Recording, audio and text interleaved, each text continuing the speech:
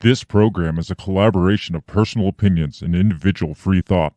It does not represent the views or narrative of the mainstream corporate media hacks. Viewer discretion is advised.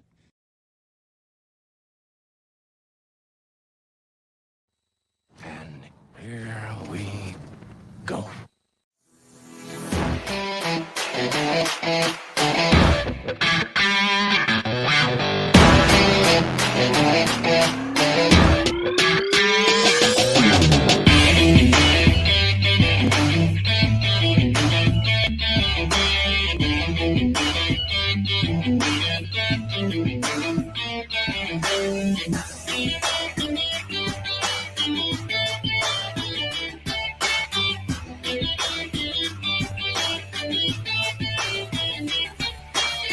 Live from the bell tower, taking a stand for your rights, your liberties, and all the bullshit in between.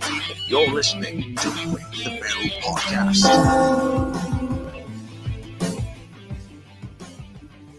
Good evening, everybody, ladies and gentlemen, boys and girls. Welcome. Hello, beautiful bell breakers. Welcome to the Break the Bell podcast. That is this thing that we do. Yes, just this little thing. This little ditty that we do from time to time. Are we live? We are live. I think we're live. We should be live. Let me check. The TV says we're live. The TV says we're live, but are we live is the real question. Sometimes I wonder what's actually going on because, you know, it's YouTube. Maybe we're not live. We are live. According to this says live. So Perfect. So we're live. It's Monday night and we're live. We made it 2 weeks in a row. I know. It's been a while. I think we're over the hump. I wouldn't say that. But we're here tonight, and Yes. that's what matters. Exactly. Tonight we're talking about cash-in closets. Or a closet. Do you have cash in your closet? I don't have cash. I No, wish I had cash in my closet. I might have but, a couple of quarters, maybe. You know, it's getting ridiculous. What comes out as corruption at the highest political levels. It's just like, really? Yeah. Really? That's what you did? Yeah. You did that thing and thought you could get away with it? Yeah, right. I mean, we're talking two specific examples. We're talking about Bob Menendez, who's a senator from Yes. New Jersey, and then Adam Schiff, who I don't know if you're familiar with Adam Schiff, but he's pretty big into the against corruption. Yes. He was the Trump's first impeachment. He was like the Yes. head guy in that. He's very, straight and narrow, honest guy, right? Honest Abe guy. Yeah. No corruption. No. Apparently he has some skeletons in his closet too. So Yeah. we're going to be discussing those cases. I guess my biggest question of the day is, are all politicians corrupt? I mean, I think anybody who's been in there longer than, say, 5 years is yes. I mean, another reason to impose term limits. Absolutely, yeah. And these guys have been in there for a long time. Right. Now, there's the saying that goes like, power Corrupts. Power corrupts, but absolute power corrupts absolutely. Now, do you feel that power corrupts, or do you feel that the corrupt are like attracted to power, or power attracts the already, or like the predisposed towards corrupt people? Yeah, I definitely feel like there's a type, and there's a certain type that shoots for those political aspirations, and they always end up being the Kevin Spacey. It's the ones that go in to do good that don't last very long. Yeah, they don't stick it out, or they don't make it. Right. Because they don't play the game right. Yeah. And you got to play a certain game in order to get to those levels. And in order to play the game, you've got to be a little fucking corrupt. You got to be, a little, you got to think like a good cop has to think like a criminal. A good politician has to think like a bad one. Or be a bad one.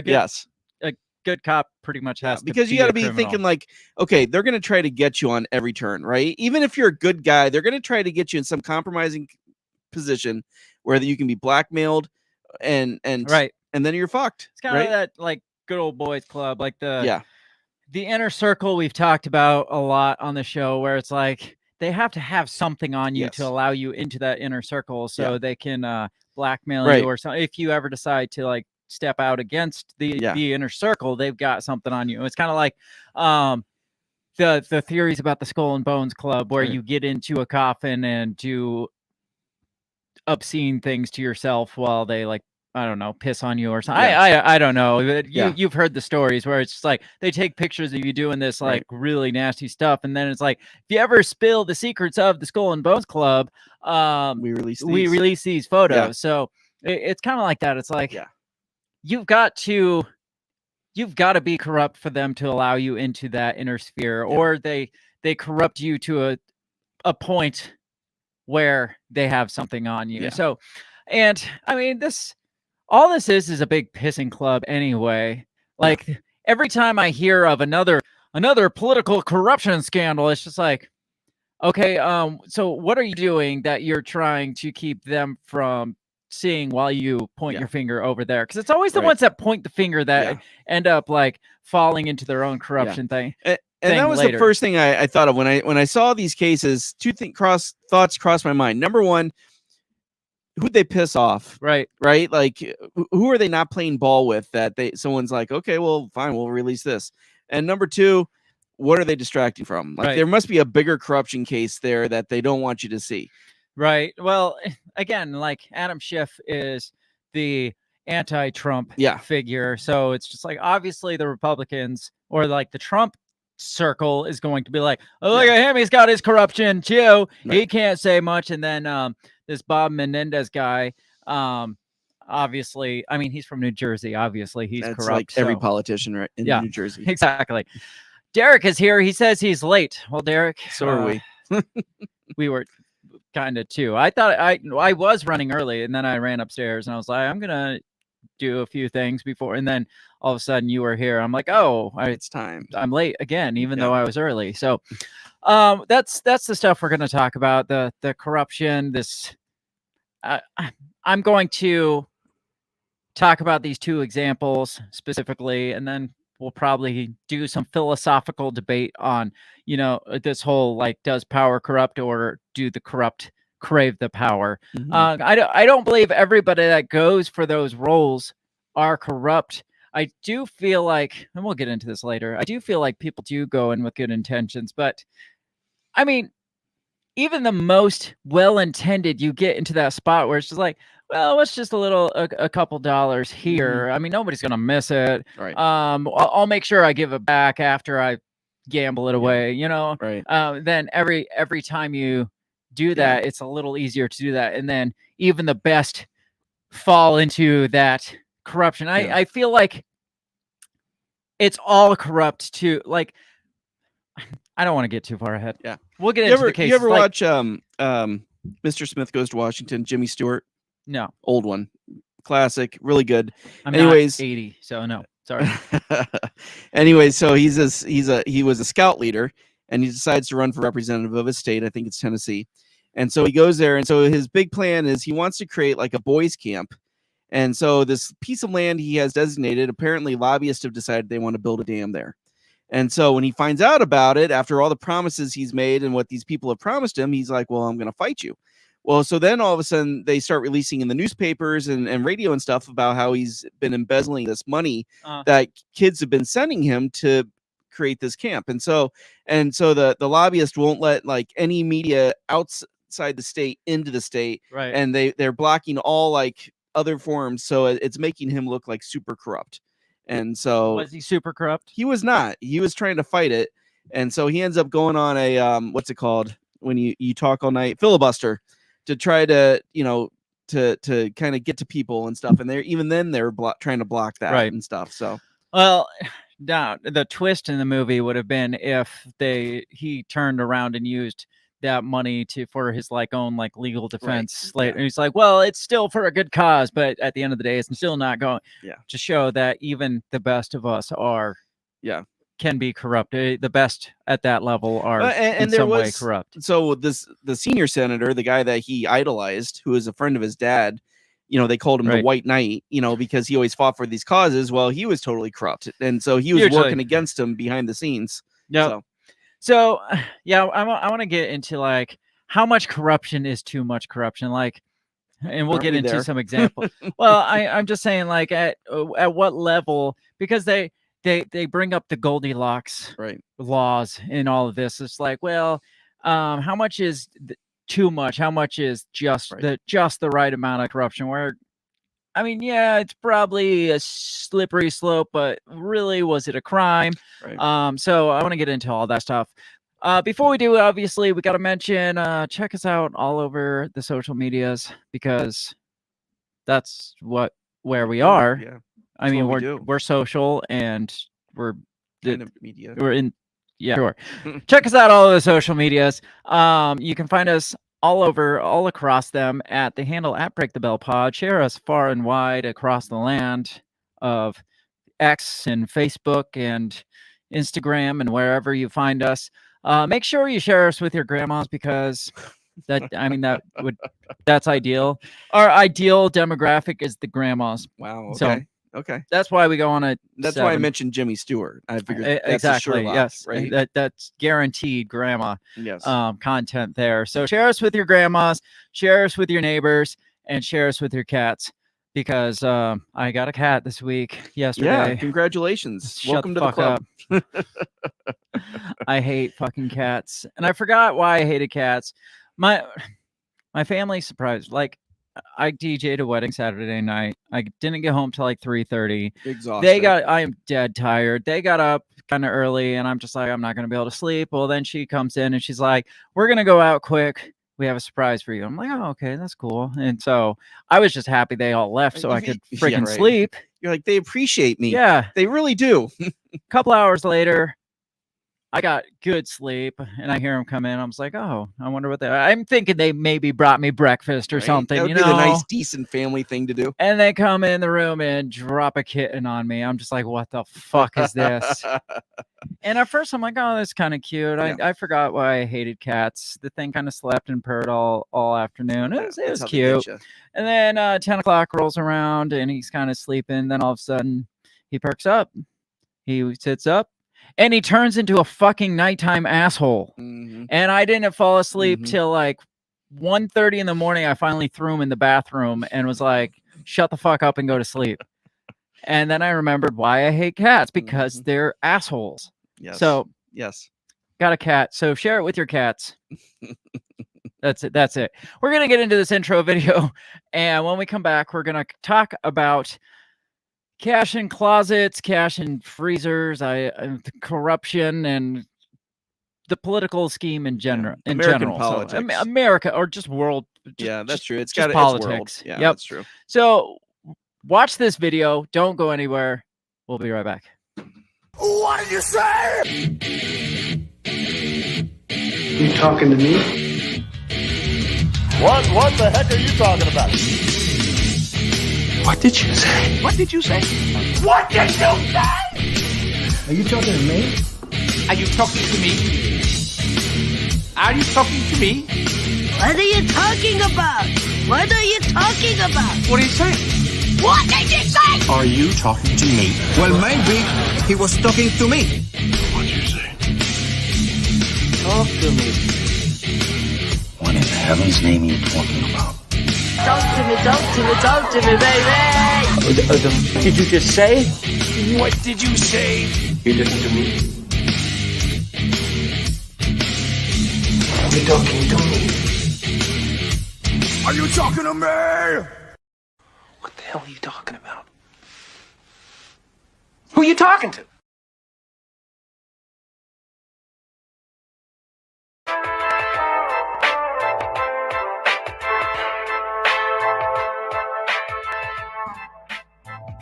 We're back. So, Bill. Yes. Is there even an ounce of possibility to hold a higher government position and not be corrupt? No, I don't think so. Do you think Josh Smith gets corrupt if he becomes president? Well, I don't think he would become president because of that. Because of that, yeah. Yes, Because he's not corrupt enough. Yes, yeah, because I obviously, and you always hear this phrase, pay to play, right? Yes. And that's how our government works. Right. Right. So you got to pay a lot of money and a lot of your soul, Or favors and a lot of your soul. Yes, exactly. to get to those positions. Yeah. So I asked the question. So solid answer starting out, and we'll ask it again probably, and we'll discuss it more after we go through all this.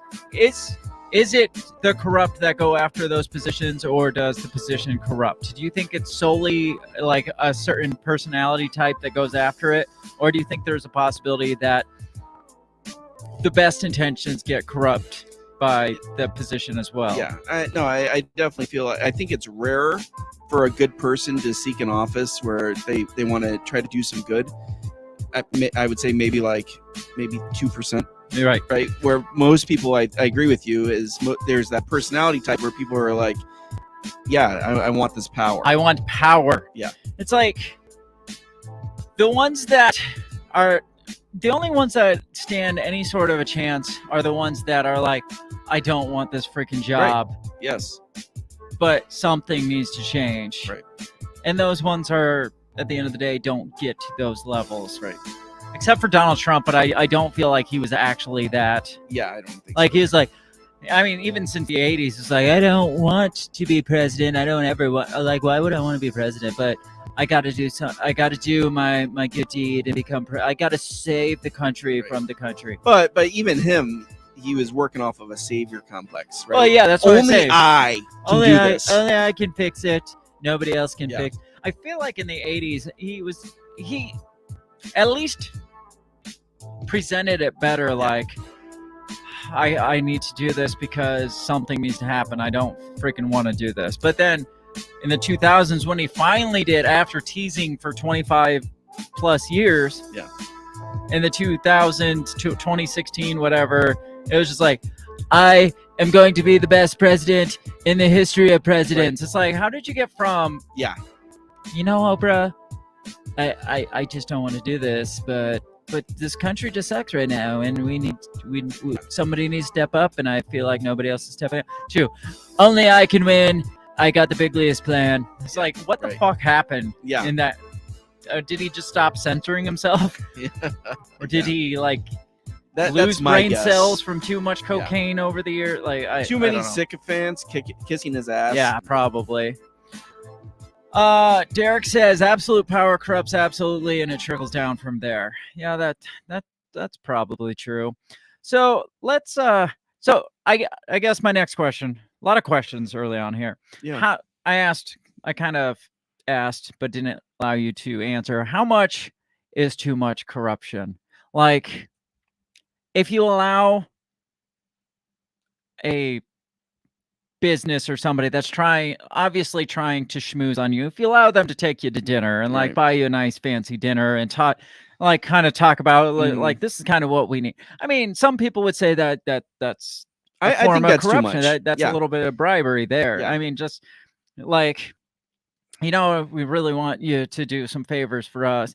And even if it's not like, hey, scratch my back, you scratch, it's just like, hey, come enjoy a dinner with us. It's on us. Now, I mean, but I don't necessarily, I mean, if it's happening constantly. Yeah. I think to be fair, you have to turn that down, right? You have to be like, look, I'm a servant of the people. I don't feel comfortable. You buying me something or giving me something, right? I'll take care of myself. I appreciate the sentiment, but I'll take care of myself. I mean, to an extent, I don't necessarily have a problem with that. Like, I mean, it's just like a business deal. It's like you're trying to go after a client and you take them out for a round of golf. Obviously, your intentions of paying for that round of golf was to get not necessarily to get their business, but to kind of get you a foot in the door at least. And I mean, I took ethics classes in college and shit that they were like, oh, you, as a business that is unethical and blah blah blah. It's like businesses do that shit all the time though, and I mean, nobody's gonna be like, that's the most fucking corrupt government, or not government, corporation, because they took so and so out, a potential client out for a round of golf. Yes, that's in the same kind of ballpark. Yeah. But I'm not gonna. I mean, I guess maybe in a way my head says I'm kind of guilty of the Goldilocks thing that I'm talking. Like how much, like, is that corrupt though, or is that just kind of like, maybe a little. I don't know. I think from a business standpoint, yeah. let instead of politics, go Yeah. from a business standpoint. You own a business, Right. or you're trying to get a client in, and you're like, you know what, come sit down for dinner with me. Drinks are on me, or whatever. But the difference is that business is for profit, right? Whereas politics is not supposed to be for I was going to say politics are definitely for profit because they're making a lot more profit than I am in the private sector. But I definitely feel like, it could be a slippery slope, right? Like, oh, you buy me dinner, and then it's like, oh, well, how about what, you want to come to Florida with us? Just kind of hang out for the weekend, maybe do a round of golf, and so you're thinking, oh, okay, well, maybe I have a relationship here, right? Maybe I can do some good with this, and then I think from there it can quickly escalate. Well, yeah, it's like the escalation thing. Like all of a sudden, receiving trips on a private jet. It's like, hey, like, you can fly on my private jet. I mean, that doesn't even sound like they're giving you much. Just like you're transporting, but still, that's receiving from somebody that might that's trying to benefit from you. To having your house paid for. It's like, oh, don't like, look, here's I got this property, you can come live. To camp, like massive campaign donations. It's just like, I feel like lobbying is like the gate, like the gate watchers of corruption. It's like they allow what corruption comes in and what corruption goes. Like the corporations obviously pay the lobbyists. The lobbyists donate to campaigns and shit, or they don't. The lobby, they shouldn't be allowed to donate to campaigns. Lobbyists shouldn't be allowed to, but they do. And then the lobbyists like go on behalf to and present the corporate interest to the politicians, when in reality they're all just paying and playing and all that shit. But you get the lobbyists like and like, hey, I really like what you were saying in your speech or in your town hall. I'd really like to throw you like maybe a dinner, kind of a fundraising dinner, so we can get money for you, right? And by just being there with some of the people, it's like they figure, okay, you're here to play, right? Exactly. And it's like, even though it's like I'm not contributing to you, I'm just throwing this this donation dinner. But I mean, you're paying for the dinner, which is upwards of, or the $7,000 plate or something, or something like that. Well, then the person that's throwing it's probably paid over $1 million to host the stupid thing. So expect something. Yeah, exactly. And like nobody is especially in that realm, is doing anything for free. It's not like, oh yeah, just come play around of golf. It's cool. It's on me. You don't have to vote the way I vote, but but you like golf, right? Yeah.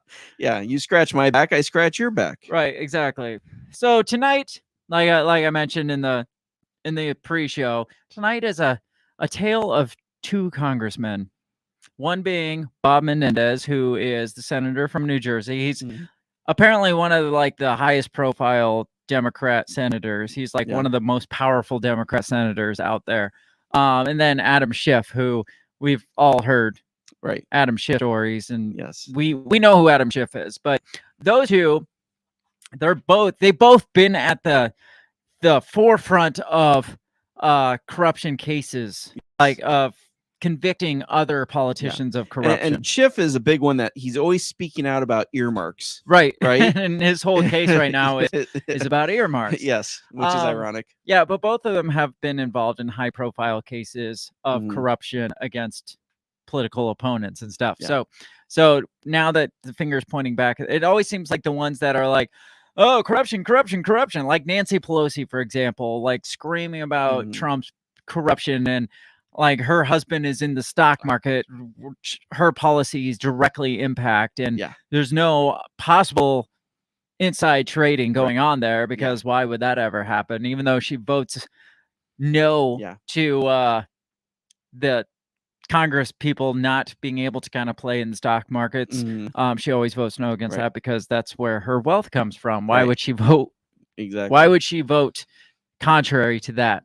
Even Gavin Newsom has the smarts to warn about cracking down on other politicians' corruptions. Like he came out and he's like, said to the Republicans a couple weeks ago, he's like, yeah, you might want to be careful if you're pointing the fingers because you start coming after like Joe Biden was what he's talking about. If you go after Joe Biden, then you're going to have to go against basically all politicians, not just politicians, but also every like private sector corporation. He's like basically saying there's corruption fucking everywhere. Right. So leave it alone is what he was saying. So he was at least smart enough to be like, you don't want to open up this, you don't want to kick this hornet's nest because we're all probably going to go down if we start pointing fingers. So at least he was smart enough to warn against that, even though he's just as crooked as basically what he was saying. He's like, I'm crooked, you're crooked, we're all crooked. Yeah. So, but then you get people like Adam Schiff and Bob Menendez who are like, you're fucking corrupt, you're fucking corrupt, and all of a sudden the tables are turned. It's just like, hey, well, what's with the gold bars and the cash in your it's stuffed in jacket pockets in your closet, like to the tune of like was it $500,000 or something like that, just hidden in his jacket pockets and shit. I don't know. Yeah, I don't know. We'll talk about these. Let's start first with the big one right now, which is Bob Menendez, which for being the most powerful senator, I don't know too much about him. Yeah, I had never heard of him before. Yeah, I mean, that's how much we do our homework. We don't even know the most powerful senators. So I've got this article from CNN here. Let's see if it'll pull up. It's thinking about it. There it is. It's titled, Senator Bob Menendez and wife are indicted on bribery charges. The DOJ seizes gold bars and $500,000. Now, this one's interesting because it's not just like lobbyists or corporate interests giving them money. It's like foreign agents giving them money. Which is even scarier. Yeah. Says New Jersey Democratic Senator Bob Menendez was charged on Friday with corruption-related offenses for the second time in 10 years. Second time? Yeah. Yeah. Okay. Second time in 10 years that this has come up. And obviously he's denied. He's like, you didn't give me the first time. What makes you think you're going to give me this time? Right. Obviously, I'm innocent. Menendez and his wife, Nadine Arcelani Menendez, are accused of accepting hundreds of thousands of dollars in bribes in exchange for the senator's influence, according to the newly unsealed federal indictment. I mean, isn't that basically what Biden's done? Yeah. Yeah. Yeah, pretty much. Prosecutors allege the bribes include gold, cash, home mortgage payments, compensation for a low or no-show job, and a luxury vehicle. What's a low or no-show job? I don't know what that means. Probably compensation for like putting people in like certain different positions, jobs. like interns and stuff like that. This is the second set of corruption charges levied against Menendez by the Justice Department in a decade. He previously fought off conspiracy, bribery, and honest services fraud related to alleged personal favors. Menendez is up for re-election next year. He has been in the Senate since 2006. Senate Democrat caucus rules will force Menendez to step aside as chairman of the Foreign Relations Committee, but he can still serve on the panel. Menendez slammed the indictment in a statement. He said, for years, forces behind the scenes have repeatedly attempted to silence my voice and dig my political grave. Who does he sound like? Donald Trump? Yeah. Since this investigation was leaked nearly a year ago, there has been an active smear campaign of anonymous sources and innuendos to create an air of impropriety where none exists. The excesses of these prosecutors is apparent. They have misrepresented the normal work of a congressional office. On top of that, not content with making false claims against me, they have attacked my wife for long-standing friendship she had before she and I even met. Menendez also previously set up a legal defense fund. Beginning in April, his wife sold gold bars worth as much as $400,000, according to the senator's most recent financial disclosure form. So here's the accusations, according to CNN. Menendez is charged with 3 alleged crimes, including being on the receiving end of a bribery conspiracy.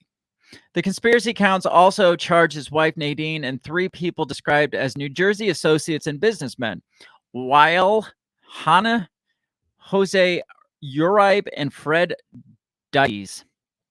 A lawyer for Nadine Menendez said she denies any wrongdoing and would fight the federal indictment.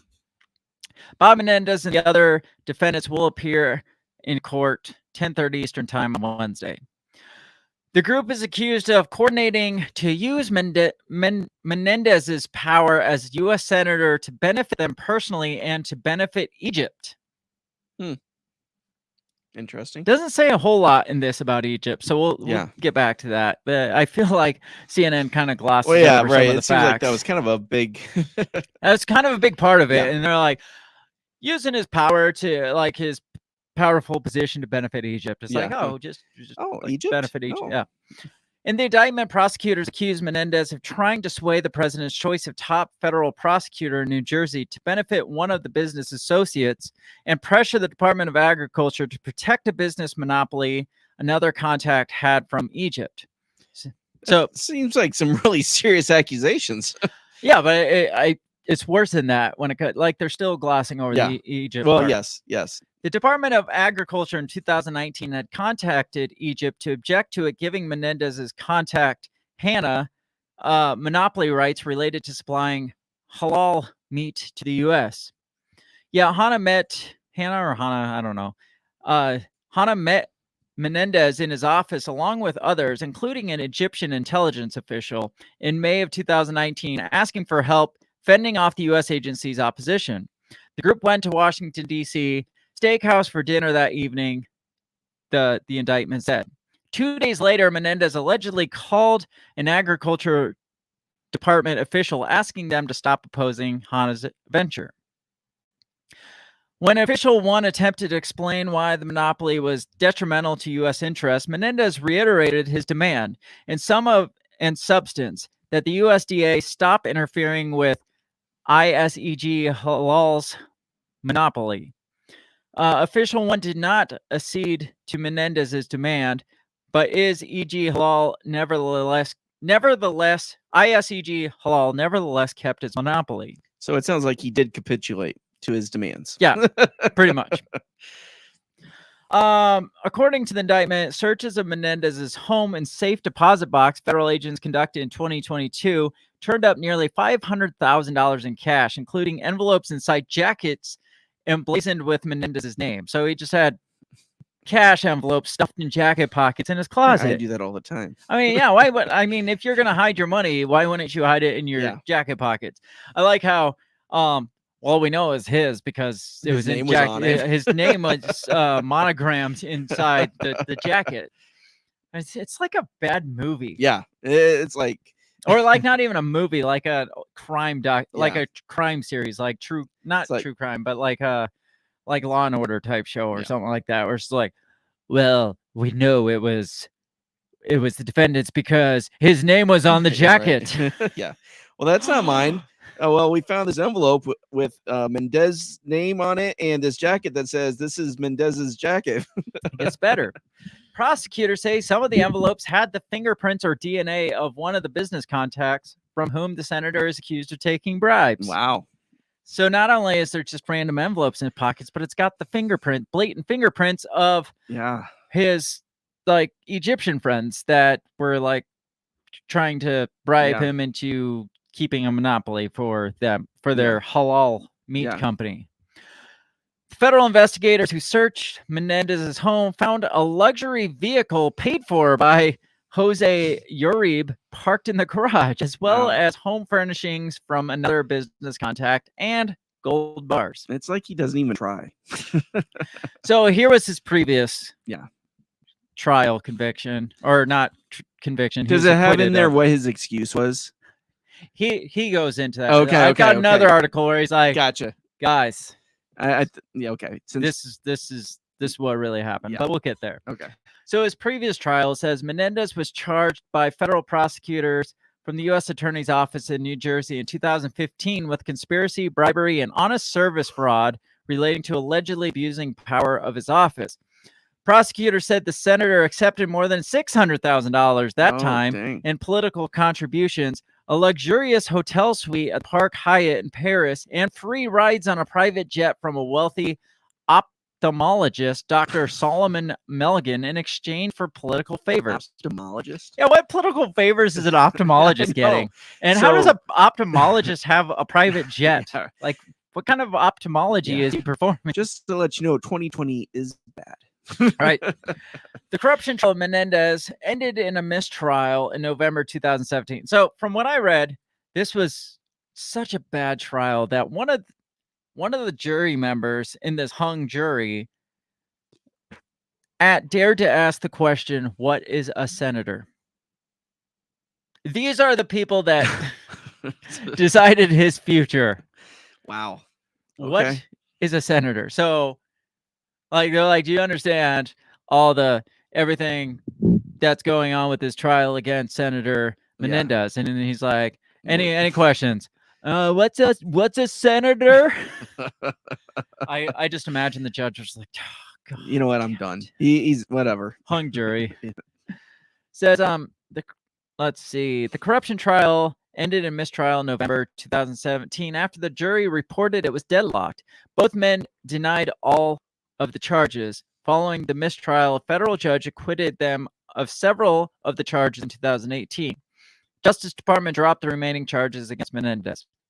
Melgen, who was in on this too, was the ophthalmologist, was convicted of dozens of counts of healthcare fraud, though, and sentenced to 17 years in separate case. Wow. But his sentence was commuted by then President Donald Trump. Like, who is this guy? Yeah, right. Like, why is he so important that he's flying around a senator? Is he the next Epstein? And he's like commuted by President Trump. Right. Yeah. What is an ophthalmologist? It's an eye doctor. No, that's an optometrist. It is an eye doctor. Qualified to deliver total eye care. So an contact optometrist is glasses. just kind of They just check your yeah, vision. yeah, exactly.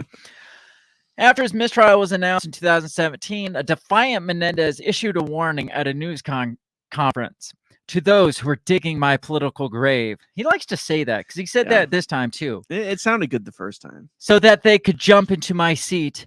I know who you are and I won't forget you. This is like the Cuban version of Donald Trump. So what do you think of this guy so far? Yeah, he's slimy as fuck. He is, and I really want to know who this ophthalmologist is that's being like flying people around. Yeah. Milligan is his name? Meldon, I think. Melgen. So, and being commuted by Donald Trump. He's like, I just want to make sure people never see me in glasses. So do your best. Do your best on my tiny orange eyes. And I will commute your sentence. I don't know. Yeah, I have more questions about that than about the slimy freaking senator well, everything from New Jersey. in that article, I mean, there's giant like gaping holes in that, and it's like, but their focus is on Mendez, and so it's like, okay, Egypt ophthalmologist with a private plane that gets commuted by Trump, right? It's jury people so who don't know dumb. what a senator is. Like, well, let's get back to Menendez though. Just like this scene, because they raided Donald Trump's place and they found like strewn about documents and shit.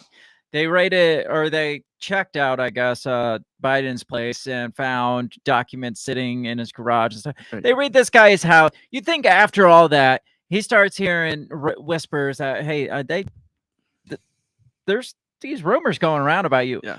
You'd think he'd get rid of the cash in his freaking jacket pockets, or the luxury vehicle that has pretty much a pink slip from the guy that they're accusing him of taking bribes from. Like, how stupid are you? Like, there's so many easier ways to hide like dirty money these days, and you're stuffing it in jacket pockets. But stupidity or arrogance? Well, that's like kind of what I was thinking early on, like in our pre-show. It's just like, are they just to the point where like I'm untouchable? Yeah, that's what I think. And like you said, they tried to get him on this once before, hung jury, which obviously was orchestrated, And so he's just thinking, you know what? I got a judge in the Justice Department in my pocket, right? And and I got that guy that doesn't even know who the fucking what a fucking senator is. Yeah, so exactly. we're We'll bring him in again. He's due for Right. jury duty.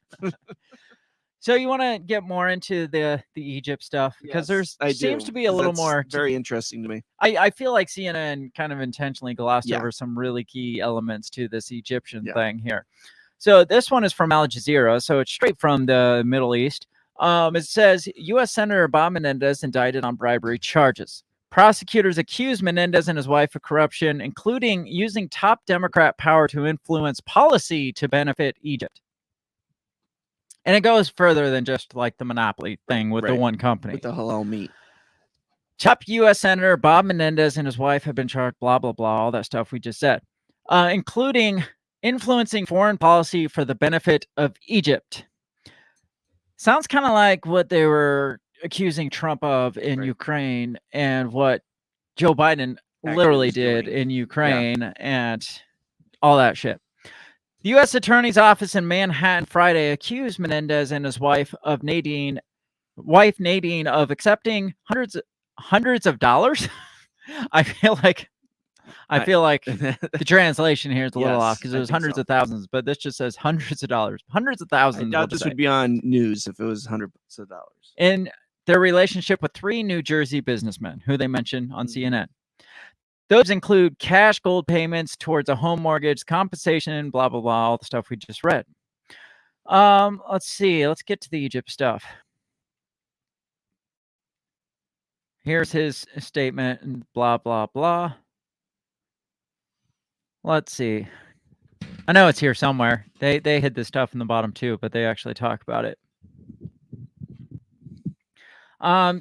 They're seeking to have Menendez forfeit assets, including his New Jersey home, a 2019 Mercedes-Benz, and about $566,000 in cash, gold bars, and funds from a bank account. The businessmen, Wal Hanna, Jose Uribe, and Fred Dibes, were also charged in the scheme. Prosecutors said Hanna, who is originally from Egypt, arranged dinners and meetings between Menendez and Egyptian officials in 2018, during which officials pressed the senator about halal meat, right? Mm-hmm. Pressed the U.S. senator about the status of U.S. military aid. Oh. So similar to what was going on in Ukraine. Yeah. In exchange, Hanna put Nadine Menendez on his company's payroll. So his wife. Yes. So she had nothing to do with this, obviously. Right, obviously. The Egyptian or like native Egyptian, now New Yorker or whatever, all of a sudden puts his wife on the payroll and starts paying it, kind of like Hunter Biden. Right. It's like a small time Hunter Biden scheme going on. And then are trying to get some kind of military aid for Egypt. So Egypt at the time was one of the largest recipients of U.S. military aid, but the Department of State had withheld $195 million in 2017 and canceled an additional $65.7 million until the country could demonstrate improvements in human rights and democracy. At a meeting Menendez in 2018, Menendez told Hanna non-public information about the status of the aid, prosecutors said. Non-public as in private. Yeah, it's in like classified or like at least not supposed to be out in the public. Yeah. Hanna then texted an Egyptian official, the ban on small arms and ammunition in Egypt has been lifted, according to the indictments made public on Friday. Reporting from D.C. on Friday afternoon, Al Jazeera correspondent Heidi Zu Castro said the accusations are startling and wide-reaching. It says the crux of the indictment, she said, was that Menendez shared sensitive and non-public information with Egyptians, including staffing at the U.S. Embassy in Cairo and the status of U.S. military aid in Egypt. Holy fuck. In a statement on Friday, the president of Citizens for Responsibility and Ethics in Washington called on Menendez to resign. The stain of corruption continuously taints Menendez, said the group's president. Menendez deserves a fair trial and a presumption of innocence on the latest charges, but it is not appropriate for him to remain in office. Out of respect for the institution of the Senate, he must step down. So now what do you feel about this whole Menendez thing? thing? That's fucking like treason. Espionage, right? I mean, selling U.S. secrets for favors, a house, and a nice car. Right. And a job for your wife. Right. Yeah. A and- nice job for your wife. I mean, and gold bars Yeah. and all this other shit. Yeah. So I don't know. This is a little bit more right. than what CNN was Yeah, talking right. about the halal meat company. Yeah. Monopoly for halal meat. Yeah. A little bit more. So I mean, that is right on par, I feel like, as the Trump, Biden, Ukraine Yes. love triangle menage a trois they had going on over there with Zelensky. Yes. And absolutely, if convicted, not only should he be kicked out of office, but he should be in some sort of detainment. Prison. Yes. Yeah. Federal prison. I mean, it doesn't necessarily... doesn't come out and say that he influenced the policy towards the military aid and stuff, but it does make it seem like he at least gave off the perception to them that, I got this under control. I got this in the books and blah, blah, blah. Yeah, I'll take care of you. You take care of me. Because why else would that guy text back and be like, hey, guess what? The guns are going to keep flowing. Yeah. The ban's lifted. Yeah. So he's either, again, implicitly involved in selling secrets and favors, or he's just dumb as fuck. Or both. Or both. But my guess is he knew exactly what he was doing. And well, those are the same people whose fingerprints were on the cash and it stuffed in his freaking his pockets and stuff. So obviously he wasn't just running his mouth. He was getting something out of this. Yes. Yes. Or he just happened to stick that cash in Right. an envelope like, that they gave him. What's this for? Oh, don't worry about it. Oh, it's just like, I just took cash out. Oh, I got this old envelope sitting here. There's nothing left. Oh, like I could reuse this envelope. I mean, old people. But you know, we didn't get time to set up the direct deposit for your wife, so we're just going to give you this for her services. Yes, exactly. So this is a mess. Yeah, and like you said, CNN glossed over quite a bit. Right.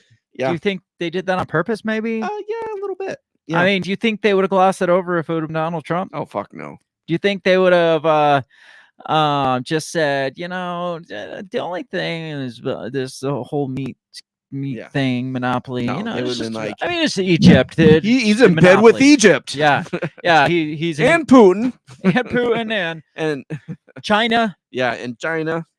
Let's see. And the Klan. Interestingly, like I said before, Menendez has been on the other side of this, like pointing fingers at corruption, sort of like Adam Schiff was. I want to get into this one talks about his previous case, or his, like, when he was on the finger pointing side, and it also kind of explains the whole Goldilocks, like the right amount of corruption. Right. So this one's from The Hill. It's titled, Robert Menendez Broke the Goldilocks Rule of Corruption.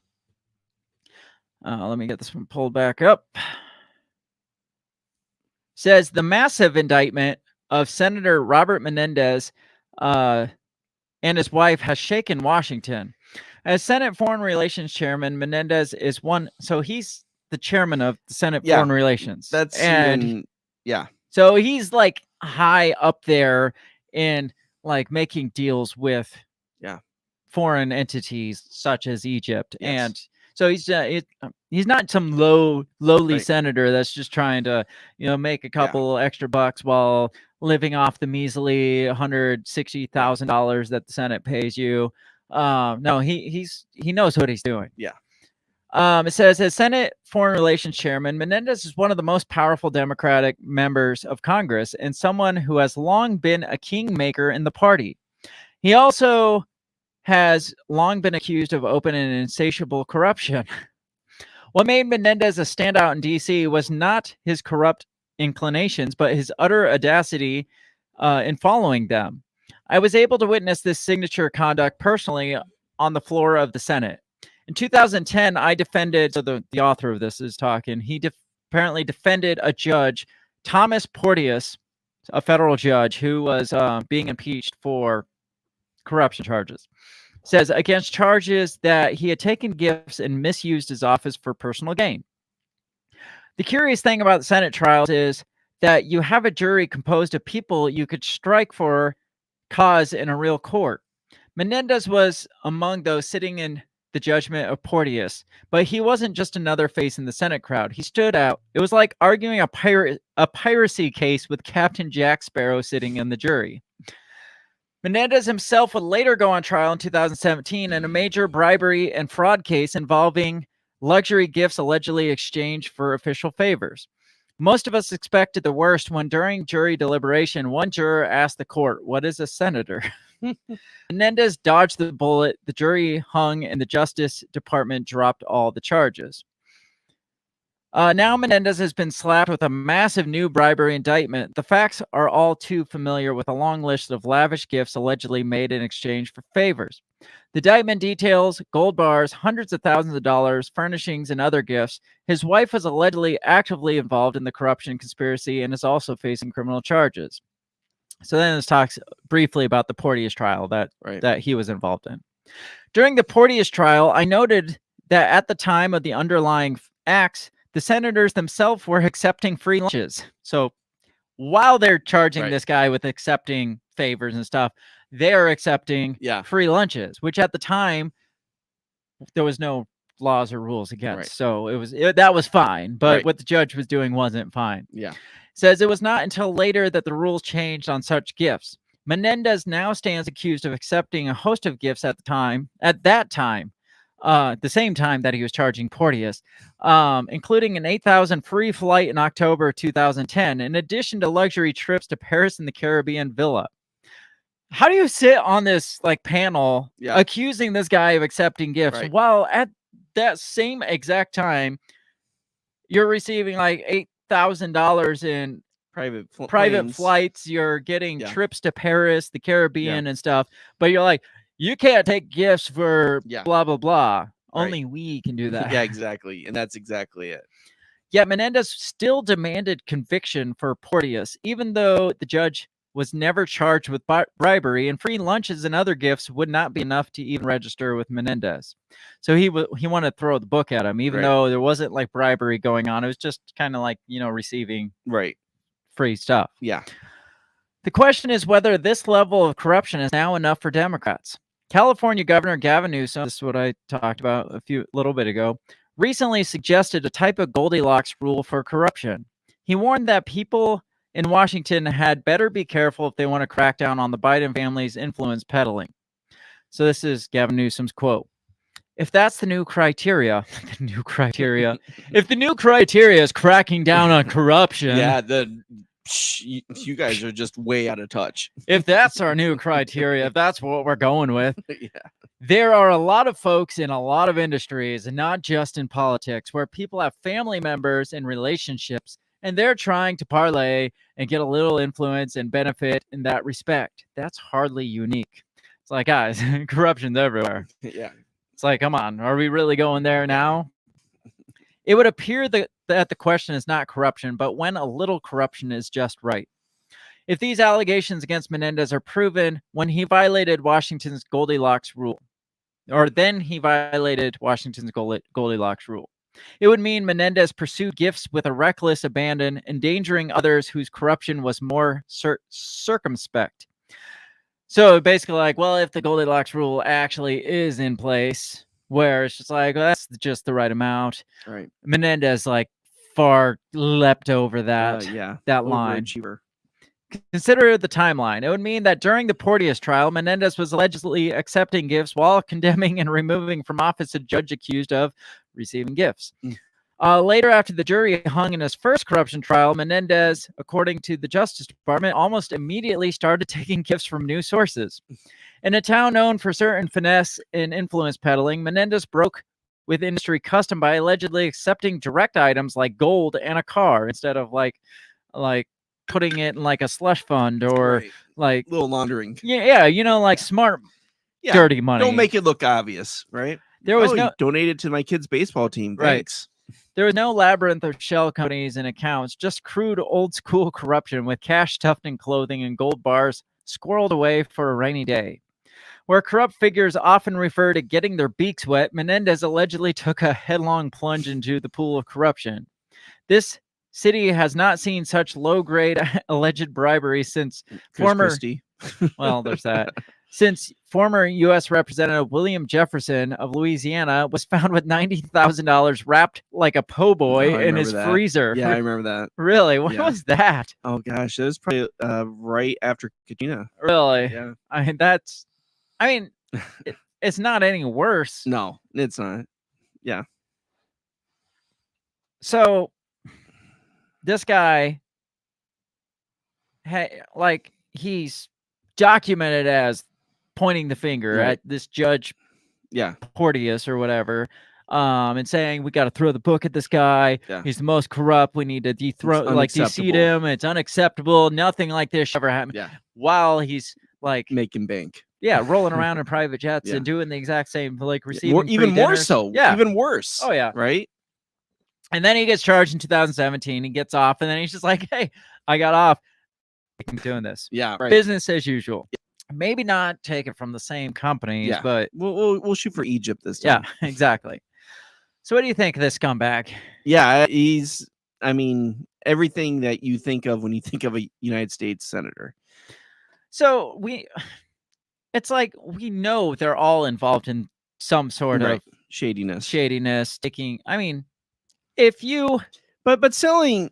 I mean, Grumpy Gnome says 70% of our politicians are doing this. I yeah, I would agree say with that's that. lowballing. Yeah. the numbers. Right. That's being generous. But I mean, okay. Is there a difference in corruption if you're making a little extra money because you're insider trading on business deals, or if you're selling defense Government secrets to and Egypt? Yeah, exactly. Right. I mean, Exactly.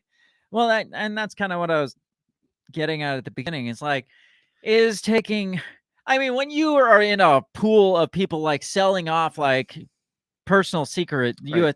to like foreign entities, is it really that bad to take a free dinner from Right. a guy that's trying to schmooze you? yeah, I mean, yes, that is guilty of being Gavin Newsom and playing by the Goldilocks standards, but Yeah. it's like, I mean, to an extent, I mean, that's just going to happen. Right. Again, in like whether the ethics class tells you not to take out a potential client for a round of golf, it happens. And Yeah. it's not something like you're going to go to jail over. Should you do more ethical business? Maybe. But I mean, business is business, I guess. Things kind of do get in gray areas sometimes. But then there's the blatant, like pressuring a country to fire their top prosecutor because your son happens to be in some shady dealings in that country. Yeah. Now that's a little different than accepting like a free Subway sandwich. Yeah, exactly. So Yeah, I mean, would agree with that. I guess pick your battles. But Yeah. it is a slippery slope It too. is. You start with the Subway sandwiches, then Mhm. it turns into rounds of golf, then Yeah. it turns into flights on the private jet to Yeah. Paris, then it turns into luxury cars, and then that turns into gold bars and Yeah. cash stuffed in your Yeah. freaking jacket pockets and because- po' boy sandwiches. And that's exactly it. It's like, hey, I want to talk to you about something. Hey, I'll get your lunch, right? But then it's like, hey, I really want you to meet this guy. I think he can help you out with some dealings over in the Middle East. He's really influential. Why don't you fly with us down to the weekend? And down to the Caribbean, right? Right. So then you see how that quickly And- shifts. Well, like those like the lobbyists, the corporate guys, or the foreign entities or whatever, they Mhm. know when they have their foot in the door. It's Oh, like fuck once yeah. you accept that free sandwich, it's like, Yeah. okay, let's push a little more next time. Hey, yeah, that was we had a good time. I've got a membership at such and such country club. Why don't you come play around? And then you start shooting the shit there, having a couple drinks. The drinks obviously are complimentary, Right. but somebody paid for them. And then while you're over a few drinks, it's like, hey, speaking of Egypt, Right. Or you remember Bob, right? yeah, He's got a problem. You guys seem to get along. Maybe you can help him out, right? And then it's like, oh, well, that's too bad because you did fly down to the Caribbean with him. That could look bad optics wise, right.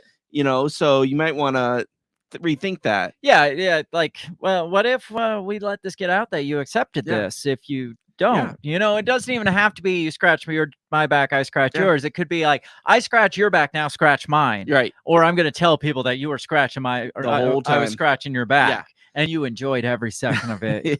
Yeah. No, and that's exactly it. And I think that's the position a lot of these senators get into. Right. Right. So you had asked what his excuse was. Yes. I mean, I know what it is, but I thought it was funny. So, this is Menendez refusing to resign, as people are calling for. People are saying, like we read, people are saying, hey, you probably ought to step down. He's like, I'm not going to do that. I'm not ever going to do that. So here was his lines of what. So this wasn't a pay for play, a scratch your back. It wasn't like selling secrets, nothing like that. And he used the race card a lot. Because at one point, I don't remember which article it was in, but he was like, they're only doing this because they can't stand having a Hispanic American at such a prominent place, or a first generation Cuban at such a prominent position in the Senate. That's why they're coming after him. It's like, really? That's where you're going. That's your reason. Like, I don't think the race card works here, but he uses it as excuse too. He says the allegations leveled against me are just that, allegations. He said at a press conference at a local community college. And he claimed that the $480,000 in cash seized at his home, found stuffed in envelopes and hidden in clothing and closets, was for emergencies, which I'm sure it was for emergencies. Sure. I got an emergency fund too. It's like $2 under my Never mind. For 30 years, I have withdrawn thousands of dollars in cash from my personal savings account, which I have kept for emergencies. And because of the history of my family facing confiscation in Cuba, that's why he does it. Yeah, right. Because you know how in Cuba they used to just take your money, and my family's from Cuba, so it's my history to just stuff cash in the mattresses. And you can't. That's cultural discrimination, right? To say I can't do that. He says, now this may seem old-fashioned, but these were monies drawn from my personal savings account based on the income that I have lawfully derived over those 30 years. I recognize that this will be the biggest fight yet, he continued. So he pretty much says, this is going to be a tough one, but I'm going to come out on top. It's all right. He says, not only will I be exonerated, I will still be New Jersey's senior senator. Damn. It says, speaking first in English and then in Spanish, he reiterated much of his message he offered immediately after the indictment was announced. He said he was confident the case would be resolved favorably, and he urged patience to allow all the facts to be presented, like they did with Donald Trump, obviously. Right, of course. And he said the prosecutors had framed the facts to be salacious as possible. I mean, you don't really have to frame it too salaciously. Just let the facts out. Right. Which CNN did not do. Standing behind the senator against a wall were roughly 24 people he called everyday people and constituents who know me. Menendez left without taking any questions. Wow. Then it gets into that same Hill article that we read about. Yeah. So for all our thousands of listeners in New Jersey, Menendez out. This guy is slime. So, I mean, just his emergency stuffing. Of course, because he, that's what you do in Cuba. Yeah, because of his history as a that makes sense. Person of Cuba, a Cuban. Why wouldn't he stuff his jacket, monogram jacket pockets with his name on it? With his name and save gold bars and the personal vehicle, that's, well, I guess he didn't stuff that enough. Now, without the cash that they only seized the cash in his home because they had a reason to go search his home in the first place. And that shit was found. Yeah. None of that has anything to do with the Egypt stuff. Well, I mean, obviously that stuff. Yeah. So explain the fucking car that had pretty much had a pink slip with the Egyptian guy's name. Yeah. Did you also put that there for stick that aside for safekeeping because of Cuba too? Yeah. Like again, the only reason they were in his house was because of these allegations that came up, and then it's just like, let's go see what he's got going on here. And then they found the cash, and it's just like, guys, that's my money. I stuffed it there. This is all just a big misunderstanding. It's like, well, what about all the claims about the Egypt pay for play type stuff? So-and-so's fingerprints are all over these envelopes. Yeah. Well, I just save envelopes. Yeah. I don't know who touches them. Yeah, I'm just I like to, why spend money on new envelopes when I have these empty envelopes laying around? I could just stuff. It's like your old boss, my boss now. Like that saves like gift bags, right? Yeah, gift, even the tissue paper out of it just in case for later. He's like, I just save envelopes and just save them to use, and then I just like, this would be a good cash stuffing thing. And it's like, now where should I keep this? I bet you I could just hide it in my jacket pocket. Nobody will look. Nobody looks there. I don't know. It's stupid. It's fucking stupid. Yeah. You ever think you know that great feeling, where you put on a jacket you haven't worn since last winter, and you stick your hands in and you find oh my gosh, $5 or something. Yeah. He sticks hand in and finds like $400,000 and a gold bar in the other pocket. He's like, I thought this was a little heavy. All right, we got to get into a break. I don't know. What do you think about this guy? Is this just a big misunderstanding, you think? No, this guy is... Is this just them bringing up the most salacious things? This guy's shit. This guy's scum. They need to catapult him back over to Egypt. When we come back, we're going to shift focuses to Adam Schiff and talk a little bit about that, and then maybe get back into the question, like, how much corruption is too much corruption? Like, Schiff is an interesting one too. I'm looking forward to talking about what he did. He's an interesting character. So we're gonna take 2 or 3 minutes, and when we come back, we're gonna keep talking about corrupt politicians, which we could literally talk about for the rest of forever. Yes. We'll be right back in just a couple minutes.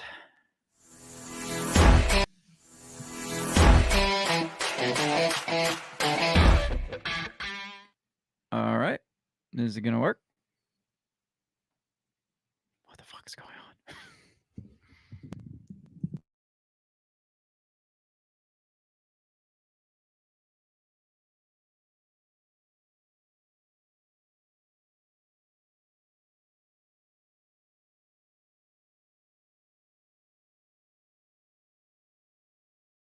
Take a moment and remember the feeling when they called you not.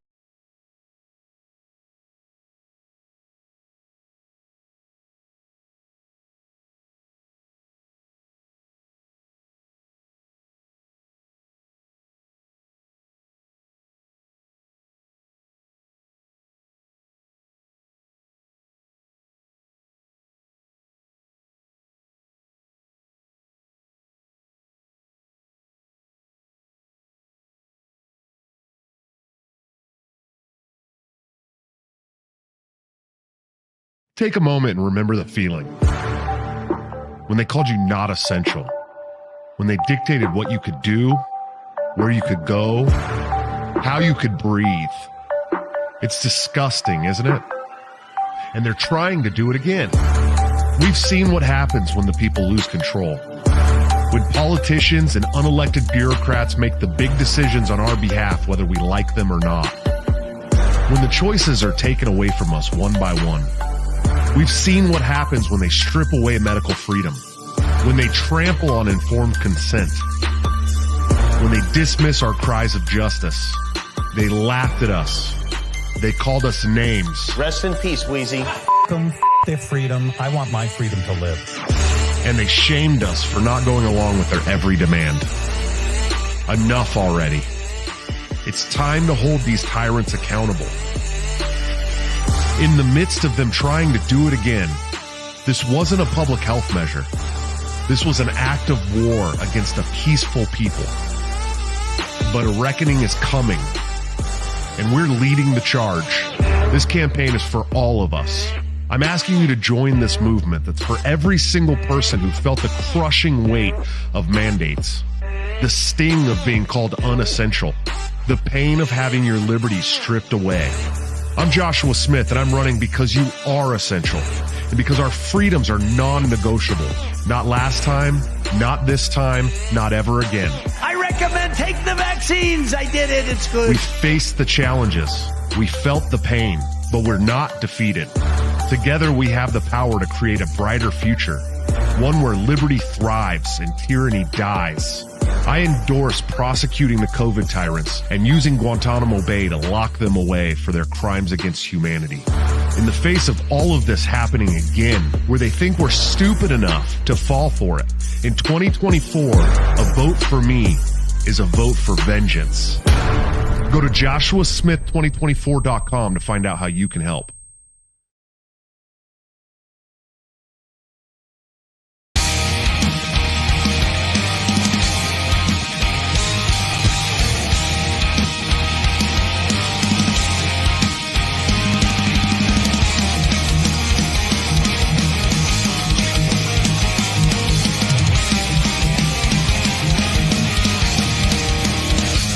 I know it's not a good time for you.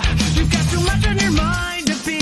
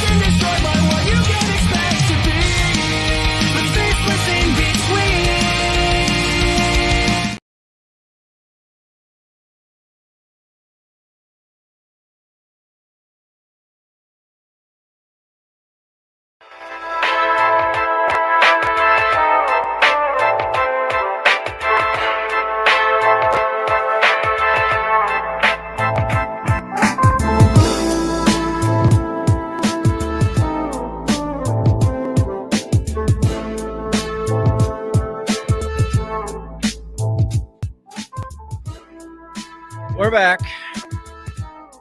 We are. We're here. Refresh your drinks. Did. Good.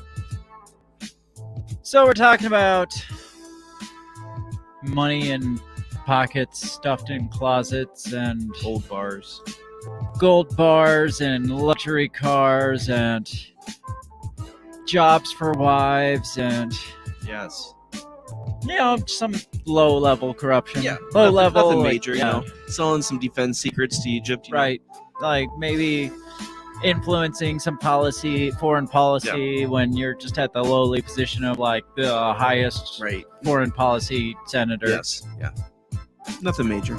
I mean, there's the gray area, and then at some point you gotta be like, that's the line. And then there's Bob Menendez who flying leapt over the line. Yeah. But it's all just salacious. Right. Making them seem more salacious than it was because that was just his emergency fund because Cuba. Yeah, absolutely. You know how Cuba was for him. So can you expect anything different than him hiding money in his not at all. pockets? Not at all. And it's I don't want to give him the credit of saying he's got some balls on him. Right. But because it's like, again, it's the ego of it. It's knowing that, okay, I've already beaten this once. Right. So it's irritating. So let's shift to Adam Schiff. See what you did there. You see what I did there? Like, again, this guy's also played a pretty significant role in the fight, quote unquote, fight against corruption. Yeah. California senator. Taking on the big dogs. So he's been kind of a thing for a couple different high-profile impeachment cases. One being Donald Trump's first impeachment, like we mentioned. Do you know what the other one happened to be? He was an impeachment manager for the Judge Porteous trial. What? So both of them are connected to that trial. Yeah, right? Dang. They both said, you know what, you're a scumbag, Mr. Judge, you need to step down. Yeah. And both of them are now getting the fingers pointed back at them. It would be really funny. It wouldn't happen, but if the judge that presided over both of them was Judge Porteous, that would be hilarious. Except he's not a judge anymore. Well, yeah, right. How the turns have tabled. So it's interesting to me because none of the articles make that connection. I just happened to look up Adam Schiff on Wikipedia and happened to scroll down to his Senate. Yeah. Time his time as an impeachment manager and looking up some of the cases and stuff, and one just happened to be the same one that Bob Menendez was involved in. I was like, are you serious? Maybe this is Judge Porteous going out for revenge for everybody that was on his impeachment. Oh, what was that movie where the guy went and hunted down all the different people that? Oh, there's a lot of movies like that. There's one that I'm thinking of in particular, but I don't know. I can't think of what it involved. He went and shot a minister or something, or maybe he might have let the minister live or something. I don't know, but I can't remember. But this is Judge Porteous's revenge moment, taking down the whole I want to see who else anti-Porteous. Yeah. Who's next on the list? They're all shaking in their boots. Yeah. So he was an impeachment manager for the Thomas Porteous trial. He was the lead investigator first for the Trump impeachment inquiry initially, and then he did such a good job in the inquiry that Nancy Pelosi's like, you know what, I want you in charge of this whole impeachment trial. Wow. And so he was put in charge of that, and it's all history from there. Yeah. So what did this guy do? What's he being accused of? This is from Zero Hedge. It says, busted. Adam Schiff funneled millions to defense contractors after taking their donations. So, again, this goes back to campaign donation laws and stuff like that. At what point is it illegal to award contracts to these people that donated to your campaign to begin with? That's the whole issue I have with campaign donations. It's obviously everybody that is donating to your campaign wants something out of it. You can't be a politician accepting campaign donations and not unless it's like crowdfunded or something like Right. that, where you're like having a GoFundMe account. If you're taking donations from corporations or something, they want something. It's like they're a stockholder in your political career, Right. right? But like, oh, well, I own 50,000 shares, right? Exactly. It says, while Representative Adam Schiff campaigns for a Senate seat on a platform of earmarks for local causes, the 12-term congressman has been busted for steering millions in taxpayer dollars to for-profit defense contractors, many of whom have been political donors. I find it interesting that a Democrat is shifting millions of dollars into defense contractors. I mean, aren't they typically like anti-defense contractor? Ukraine. Yeah. They were until Ukraine. There you go. Now Yes, they're good point. the pro-war Yes. party. According to investigation by Politico, Schiff has offered an incomplete and potentially misleading account of his record on earmarks. So he's campaigning on earmarks, and he's like not being forthcoming about his own earmarks.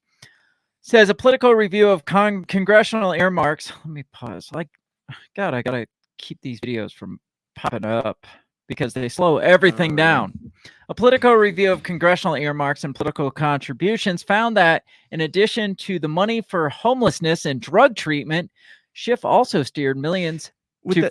I like how he's like, oh, but I gave money to the homeless Would and that drug be treatment. the homeless shelters that are $44,000 tents? Probably. Schiff also steered millions to for-profit companies and raised tens of thousands for his House re-election campaigns from corporate executives and people connected to them. The review was mostly limited to publicly available data from the brief 3-year window when corporate earmarks were disclosed. In 2 particularly egregious cases, Schiff channeled millions in funding to Smith's Detection and Phasebridge Inc., 2 defense companies within his district, with $6 million steered to Smith's Detection and $3 million to Phasebridge. Both moves have been barred under reforms adopted in 2010. The financial maneuvering coincided with Schiff receiving $8,500 in contributions from PMA Group PAC and 2 family members of Paul Magliochetti, founder and owner of the lobbying firm retained by both defense companies. So these people, these PACs or these lobbying firms, they lobby for these defense contractors, and he got $8,500, which isn't a ton, but he got money from them, and in turn, those defense contractors received millions of dollars in defense contracts. Yeah, which you got to read these expenditures, because they're hilarious. So in 2011, Paul Magliochetti was sentenced to 27 months in prison for making illegal campaign contributions. Why is this guy even allowed to make any contributions at this point anymore? He should be not allowed to make contact. How is he even working for a lobbying firm at this point?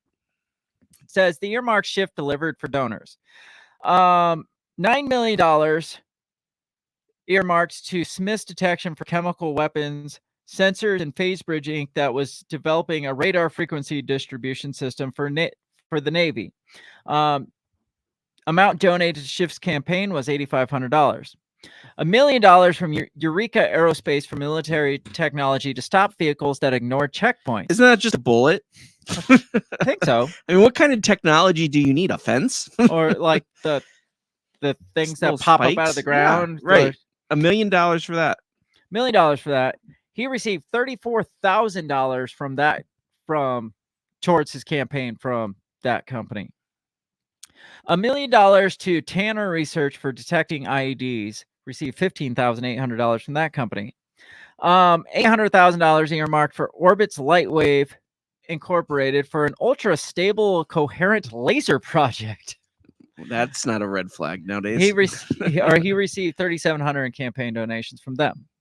$492,000 to Super Protonic for solid acid fuel cell research. He received $1,500 from them. But the thing is that's what he's claimed, right? Yeah. I mean, you don't see anything under the table, right? Right. That's just it. They're saying, well, and his list is incomplete. Right. This is just what we know. Yeah. This is based on the public information. What's not public is the more concerning part. Right. Because if he's willing to disclose that, Right. what's he not willing to disclose? It says Schiff claims to not have full accounting of his earmarks. He's like, wasn't my fault. Yeah. I'm not the one who did just because that's my responsibility. Yeah. I'm not the one who did that. Right. Yeah. You got to talk to my campaign manager.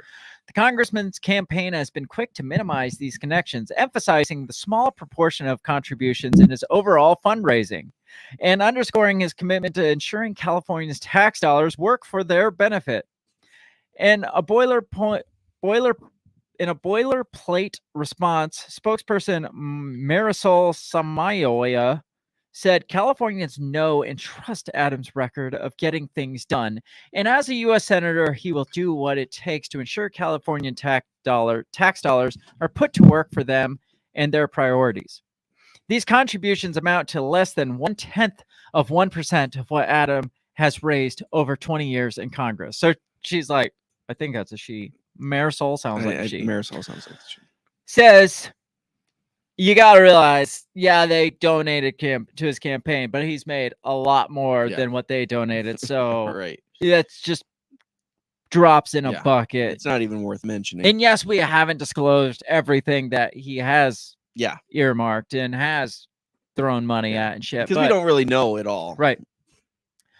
It says, and we're driven by what was best for our troops and his constituents. So they got to throw out there. It's like, you believe in the troops, right? Right, yeah. This is what's best for our troops. The lasers and the checkpoint bars and shit. Yeah. So that's what, it wasn't the hundreds of thousands of dollars in campaign contributions. It was what's best for our troops. Right. Yeah. However, Schiff's lack of transparency in providing a complete list of his earmarks further fuels the cloud of skepticism surrounding his actions.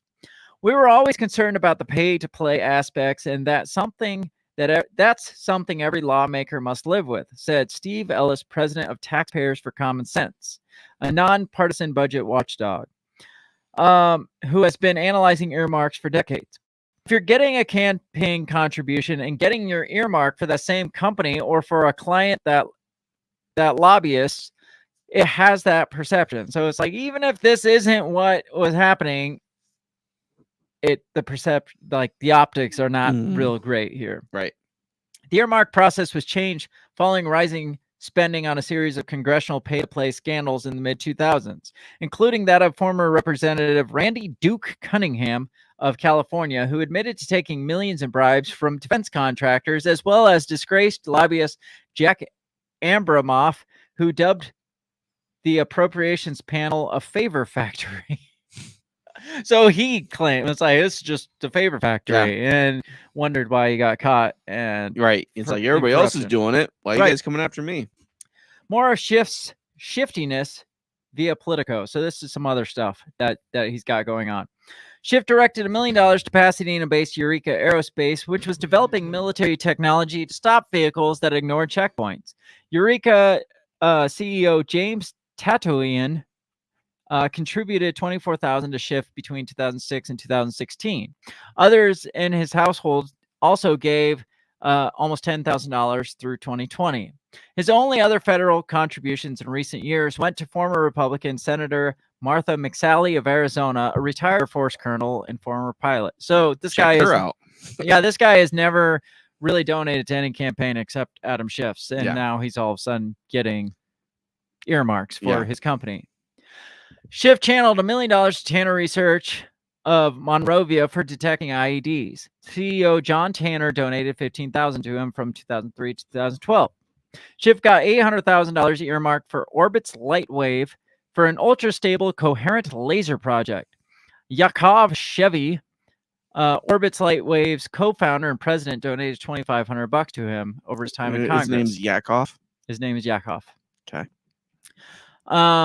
And executive Katrine Sarukhanian gave $1,200. All the rest of the stuff we talked about. So, I mean, yes, he's not getting a ton of kickback that we can see. Right. Not to the tune of what Bob Menendez was. But I mean, it seems at least like he's getting shit on Right. for some. This just is like what level do we say no bad and well that's just like typical campaign donations and stuff. Right. Like there's you can say there's got to be a line, or I say either let them contribute as much money as fucking possible, who cares, or don't let them contribute any money. Right. Like you're putting a limit, like a cap on it. It's like, well, these people can only try to influence policy to the tune of a couple 100,000 versus $5 billion. It's like either let them throw all the money at it and just let the whole thing go to shit, or just cancel campaign contributions altogether, except maybe like, but even crowdfunding, you'd still get some sort of like, some like hacker guy that's setting up all these accounts, like donating like $10 at a time. Yeah, exactly. I mean, what was it? FTX. Well, yeah, but have you seen Breaking Bad, where they set up because he had cancer and they set up like a fake GoFundMe thing to launder his money through and made it look like small donations and then it was just like going, and they set it up under his son's name, or his son set it up originally, and then they kind of hacked into it and like made it look like all these like like small time donations so they could funnel their money through it. And it's like, something like that would happen. Oh, absolutely. So just no campaign donations at all. Like just word of mouth. Just I don't know. Go self fund your shit, or get all the like everybody throw all the money at it. There doesn't have to be a line. Yeah, the line is all or nothing in my book. I agree. I agree with that 100%. And they say, to run a successful political campaign, you have to about $45,000. For what though? Not for president? No, for like a state representative. Yeah. So, no, I imagine, president, you're looking at millions of dollars. Yeah. So that would get rid of the gray area altogether. It's either all or nothing. Yeah. No gray areas, black or white. It's just like, just throw all the corruption and money at it. Who fucking cares that we're being bought out? Because we're getting bought out. The Senate's getting bought out. The president's bought out. They're all bought out anyway. I think it was somebody had commented. I think it was Derek said, politicians should be like NASCAR drivers. They should have to wear patches of everyone that contributed to their campaign and take bribes from them. Absolutely. I agree with that 100%. I mean, look at like for example, NASCAR. Is there a cap on how much that's a good question. People can like sponsors can pay? Yeah. Because doesn't that give you an advantage if you're getting more sponsor money? Oh yeah. You can put the better engine in, the better better slick wheels, tires on it, better pit crew. Yeah, you can have a better freaking like Confederate flag hat or something. Right. Yeah. Versus the guy that has no sponsorship and he's driving around his freaking hoopty. Right. Yeah. Like I don't think there's a cap on what your sponsors can pay you. So why did I mean, yes, it gives an unfair advantage, but just be better at your job, I guess. Yeah. Maybe just don't have a cap on those. Just be a better politician or a scummier politician. I mean, it's going to be corrupt, but at least we'll know that it's corrupt. Yeah. We won't have people saying, no, this isn't really what's happening. This is just actually this. No, we'll know. It'll be exactly what it looks like. It's like, this guy was bought off, and we know it because they're all fucking bought off. Right. Yeah, exactly. Or no campaign contributions. Like, well, these guys are clean because they can't take any money. Right. Yeah. I don't know. That's my political science lack of degree there. But I would agree with that. Again, it's all or nothing. I don't agree with the whole lobbyist thing because they've abused the system so much. We've talked about this. It's a revolving door. Right. Politicians make money off making bills that favor different companies. Mm-hmm. They retire. They automatically start out in that company. I mean, when you leave the gray area like this, I mean, yes, there's a process that has to be done to get the contract. You have to like bid it out and blah, blah, blah. You can't just give it to the guy that contributed the most. You got to bid it out. But how hard is it to call up like such and such laser company and be like, well, these guys bid this, this, and this. You just got to get like $1 lower. This price is right. Just $1 lower. Right. That's all you got to do. Yeah. So, I mean, there's not with the gray area, there's no law saying you can't give a contract to somebody that contributed to your campaign. There's nothing that says that. Otherwise, why would they contribute to your campaign? So that's the gray area we leave with all this freaking political shit. Well, and plus they double dip, right? Because it's like, okay, yeah, they're going to donate to your campaign, but also all of a sudden, that stock's going to jump up really high in that company because they're about to get a nice fat government contract. Right, exactly. And if they wear the patches, like Derek said, we know who bought them out. We know whose stock's going to go up, and we can all get rich off of it. So who to invest in? Yeah, exactly. So I guess let's go back. I mean, do you got much more? There's not a ton on Peter Schiff, Adam Schiff. Right. No, there's not. Yeah. Like I wouldn't say it's as bad as Bob Menendez. No. And yes, they're probably only like shitting on him because he's the anti-Trump guy. But it goes back to the whole, like, the people that point the fingers are usually the ones doing it themselves, like Menendez was, like Adam Schiff. Like, they're all doing it. At least be like Gavin Newsom and don't point fingers, because you know that everybody's doing it. Right. So would you say that Andrew Schiff is falling within the Goldilocks rules of that Newsom has set? If the rules in Washington exist, I would say Adam Schiff kind of is playing within that, because with the gray areas that exist, I think he still kind of falls in that gray I would agree with area. that. Now, Bob Menendez, no, he's just like totally jumped over the gray. Yeah, he blew the shit out of the Goldilocks. So back to the original question. Yes.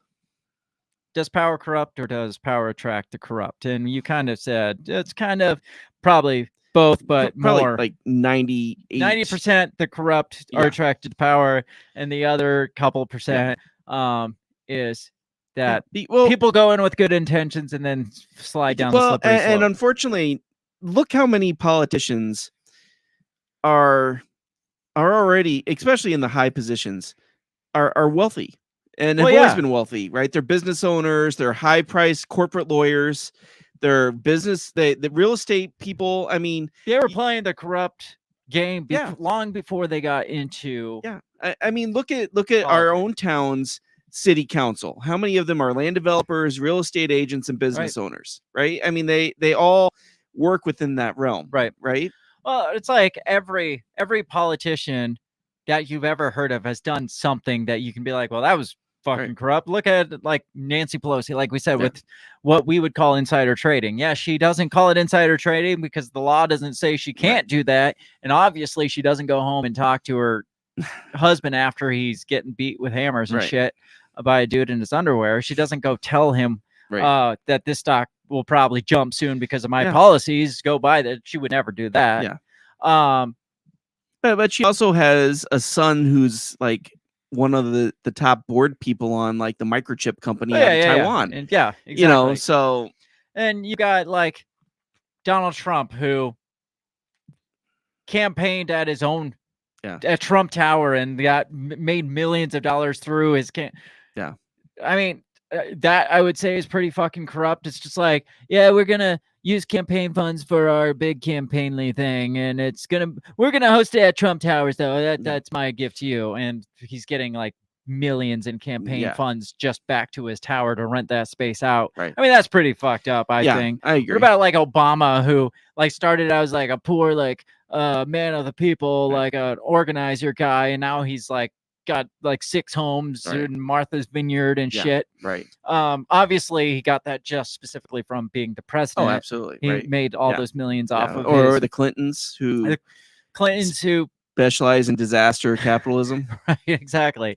Derek says lobbying groups, bills that are thousands of pages long. It's all crap. Absolutely. Yeah. What about the Bidens? We know where Bidens they are. Yeah. What about like you were talking, like small town politicians fall into that whole scheme. Like I know my small town of like 3,700 people that I grew up in, they had a treasury that skimmed, or like the county treasury skimmed, the freaking county clerk skimmed. They've been to jail and stuff. It's just like there's a small town not too far from here that I was talking to somebody, and they were talking about how the mayor gives businesses all the town business stuff. Well, there's I can't remember what it was. One of the small towns east of here, like Springville or somewhere in that area. Remember, there was like a dude that was like holding 2 full-time positions there that they didn't know he was like making a full-time check, 40-hour a week check, but he wasn't spending 80 hours there. He was just going to work 40 hours a week, and he was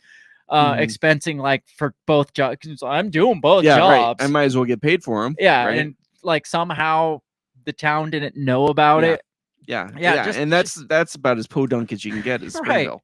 Or like I mean, it's not even just a political power thing. It's like everybody that gets to that point at some point starts somewhere. It's like I could skim a little, I could make a little extra buck here. I'm not making it that much money as a politician or that much money as whatever. I'm a business owner. It'd be easy for me to just like skim here. What about, or like all the way up to the, what's the white dude's name that like blew his freaking pension fund of back in the 90s? What's the big one where he just like split the country or something with his Bernie Madoff. Bernie Madoff. Yeah. I mean, like everybody that gets some role of power starts somewhere, whether it's through like, I'm going in with good intentions or I'm going in because here's one that this is funny. So I was sitting in church and they had this young guy who is a leader in the youth, and he was talking about how he had gotten an intern position with Governor Reynolds.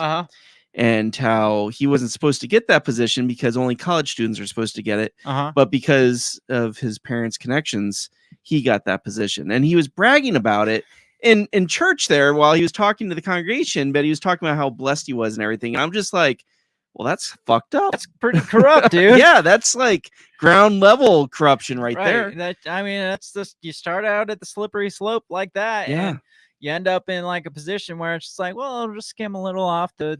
I mean, the town's not going to know. Right. Yeah. The city's not going to know that we're giving contracts to these people and not to these people, you know. They offered us a better deal. So, you know, right.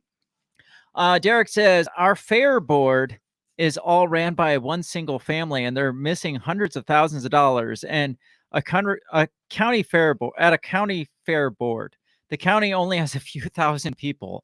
Well, what about what was that company that ran the Cedar Rapids events? Oh yeah. They did that big one with Maroon 5 was playing. Yeah, and they lost. They bombed on it. Well, they were like getting investors for it, saying they had X amount of tickets sold when they didn't have that much sold, and they ended up owing the city. They just like disintegrated because the event happened. They didn't sell as many tickets as they said they were selling, and so they owed like $1 million or something like that. Yeah, it was quite a bit, and it was just like dumped on the city. The city just had to come up with that money, and so it's just stuff like that. That's like, you get to that position, even if it's just like, I sit on the board of the county fair. It's like that power will get to your head, or in the very least, it's like, there's just money sitting here. Like, what are we gonna, like, how many cows can we have to the fair?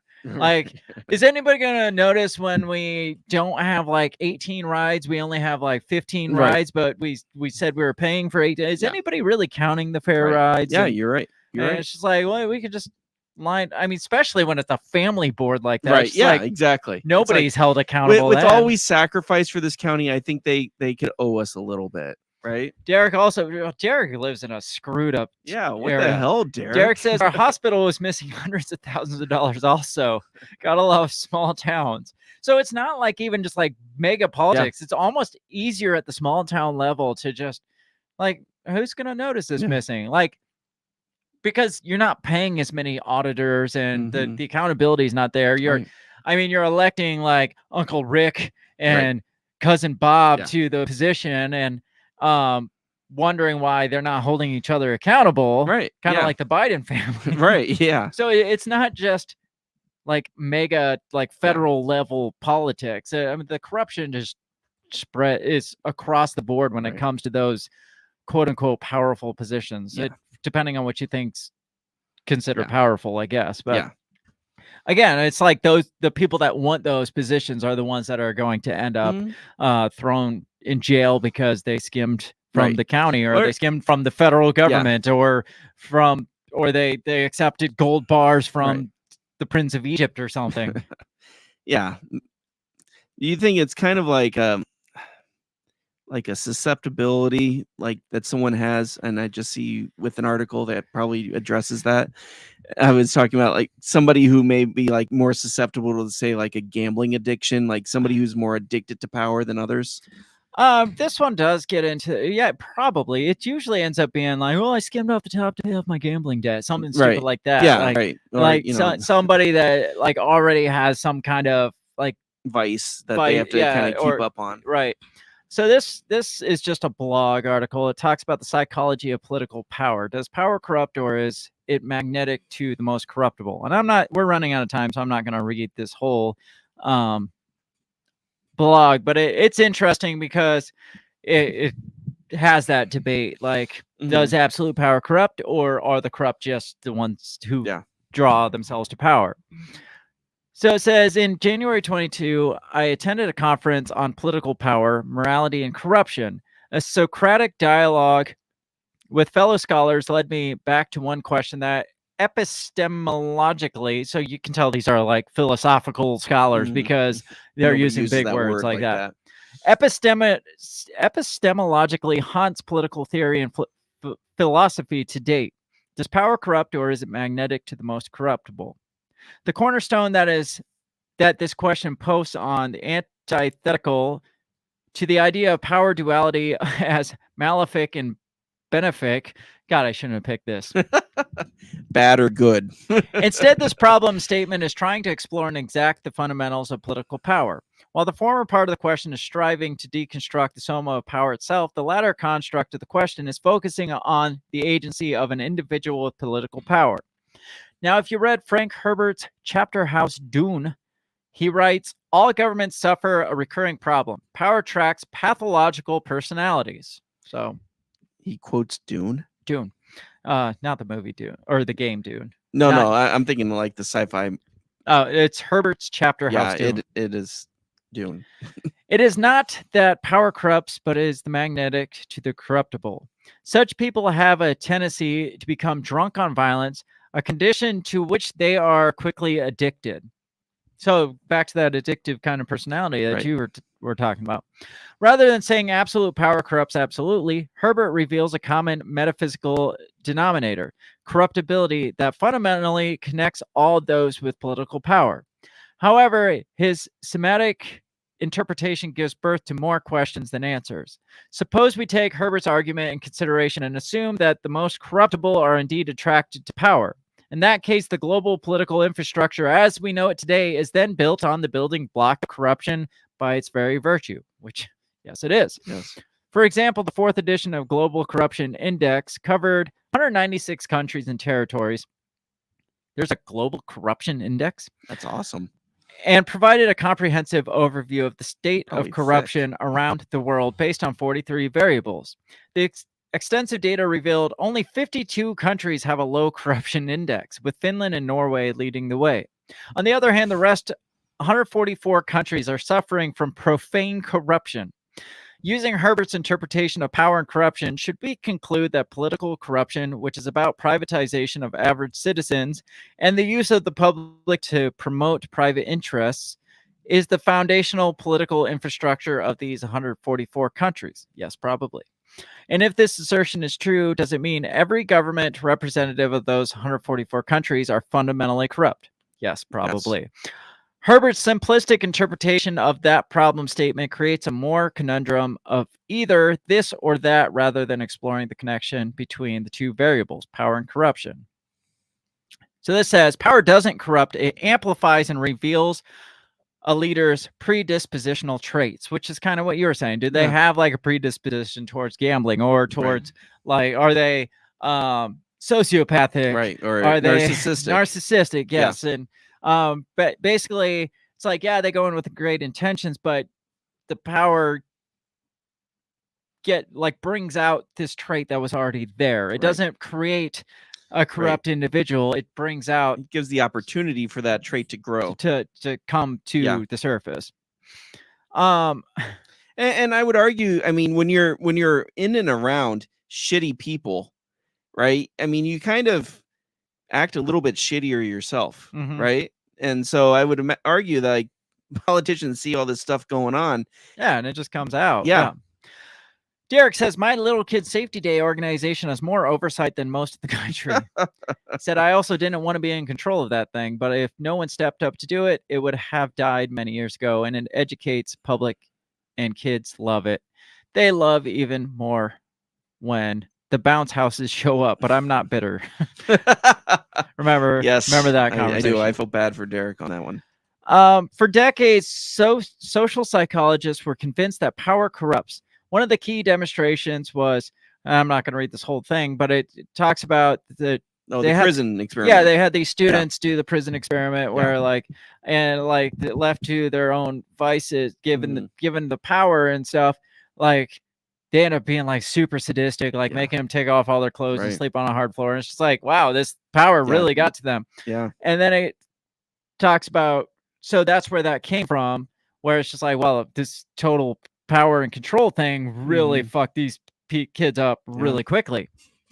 But it says the result were shocking. However, the Stanford prison experiment failed to explore one crucial variable: the behavioral and cognitive pattern of students who willingly participated and were recruited to be part of the study of prison life.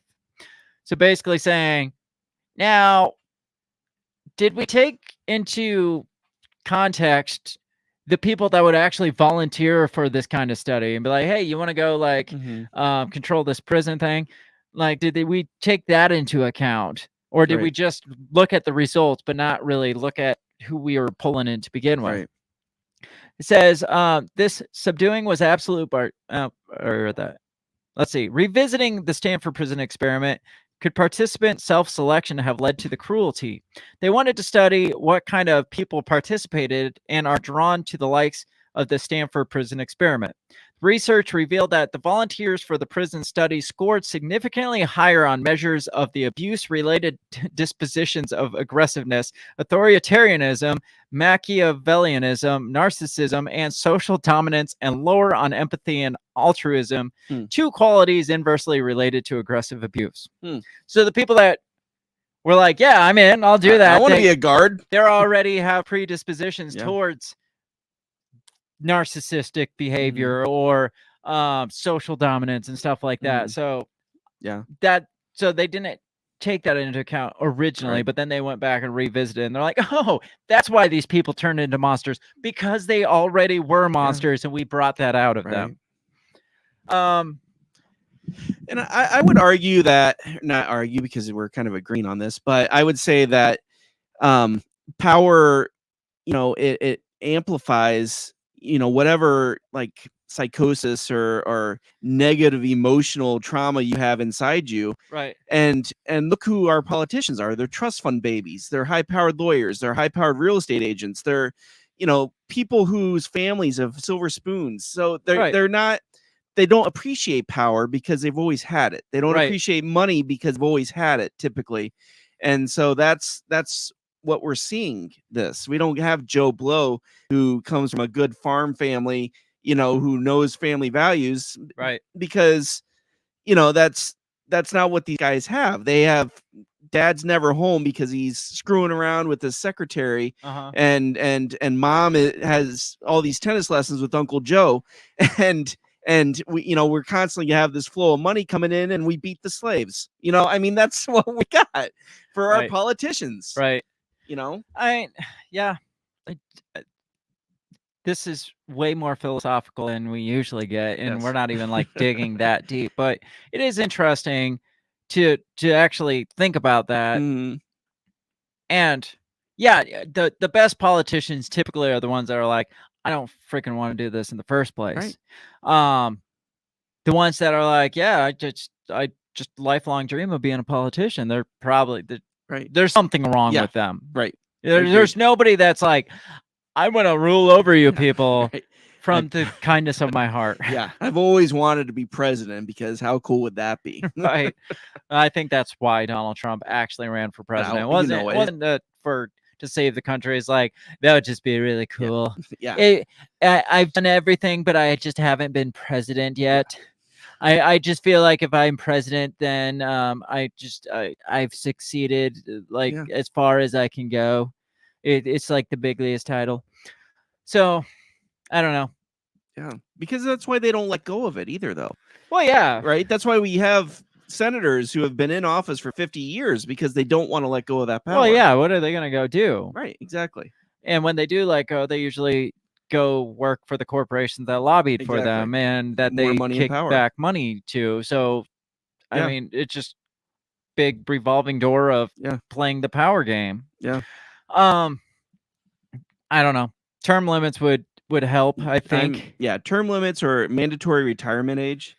Yeah. You know. Well, I think term limits is like you got 4 years to do whatever you can. Right. That your job isn't to try to get reelected. Your job is to make nice on the promises that you promised. And you know, a lot of those people go in making promises that will get them reelected the next time.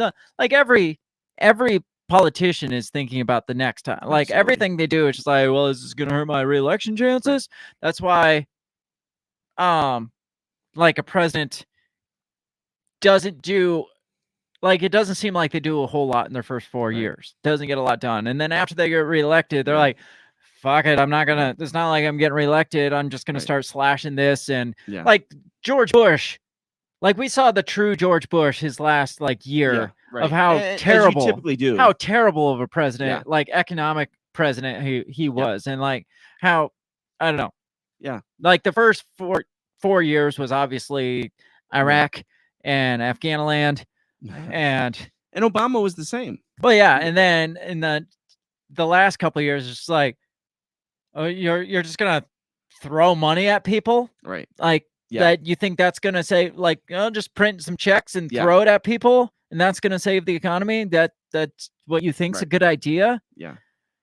I don't know. Like I feel, because Bush lost a lot of his popularity in that last year too. And it's like the true colors start coming out when it's like, well, I'm not going to get reelected anyway, so I'm just going to say screw it and do what I probably would have done. I'm going to do things that obviously benefit my people, and I'm going to go out with a paycheck. And my guess is, you know, if Biden ends up not running again, or we see that it's apparent he's not going to win, we'll start seeing him do even worse shit he's already doing. Which that's scary. That's terrible. Well, let's go out on a less philosophical note.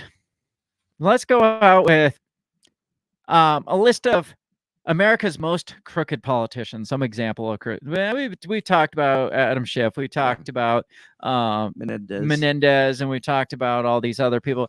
I found this list from CNBC. It says, meet America's most crooked politicians. And some of these stories are interesting. I had no idea. Like Ulysses S. Grant is on the top 10 list of most corrupt politicians.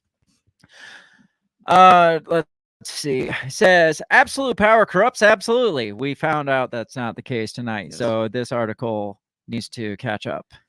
It says, but for American politicians looking to make some money, even a little power will do quite nicely. The history of American politicians or American politics is lined with public officials lining their pockets. To create a truly elite list of America's most crooked politicians, we limit our search to financial scandals. If we added sex scandals, you'd be here all day. And because practically every public official has at some point battled allegations of corruption, our list, ranked by money stolen in 2016 dollars, includes only proven or admitted misconduct. Prepare to be outraged as you enter our Hall of Shame. Number 10, Ray Nagin from New Orleans. Oh, yeah, I remember him. New Orleans Shakedown was what the scandal was called, 2004 to 2010. Apparently scammed $500,000 at the time, now worth $600,000. So some of these don't seem as much, but then they put them in today's, like Grant's was like a couple $100,000, but today's standards would be like millions of dollars. So it says he became the public face of the battered city after Hurricane Katrina hit New Orleans in 2005. But when the city recently marked the 10th anniversary of the storm, Ray Nagin was nowhere to be seen. That's because the former mayor is serving a 10-year federal prison sentence for corruption before, during, and after Katrina. What a scam lacks in dollars compared to some of the other, this is typed terribly, like there's spaces are missing in like almost every other word. What his scam lacks in dollars compared to some of the other great American frauds, it makes up for in audacity. At a time when his city needed help the most, Nagin used the disaster as a revenue source.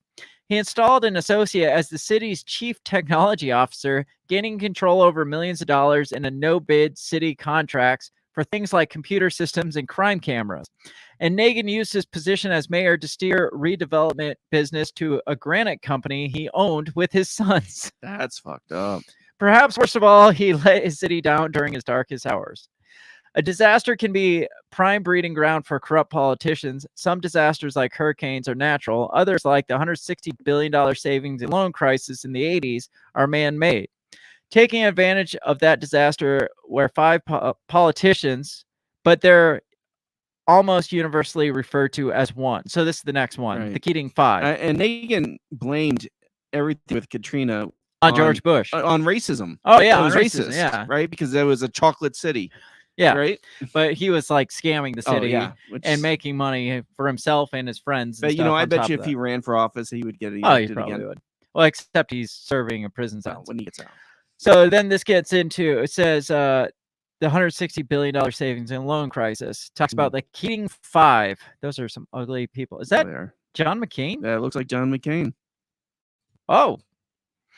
Far from, so $1.3 million back in 89 to the tune of $2.5 million today. Far from the warm and friendly institution depicted in It's a Wonderful Life, savings and loan by the 80s had become a cesspools of risky investments and corruption. None was worse than Charles Keating's Lincoln Savings and Loan in California, which collapsed in 1989, leaving thousands of investors penniless. How did Keating get away with it for so long? 5 U.S. senators intervened with regulators on his behalf in exchange for lavish campaign contributions. The Senate Ethics Committee issued a formal reprimand to California Democrat Alan Cranston and criticized Democrats Dennis DeConcini of Arizona, Donald Regal of Michigan for acting improperly.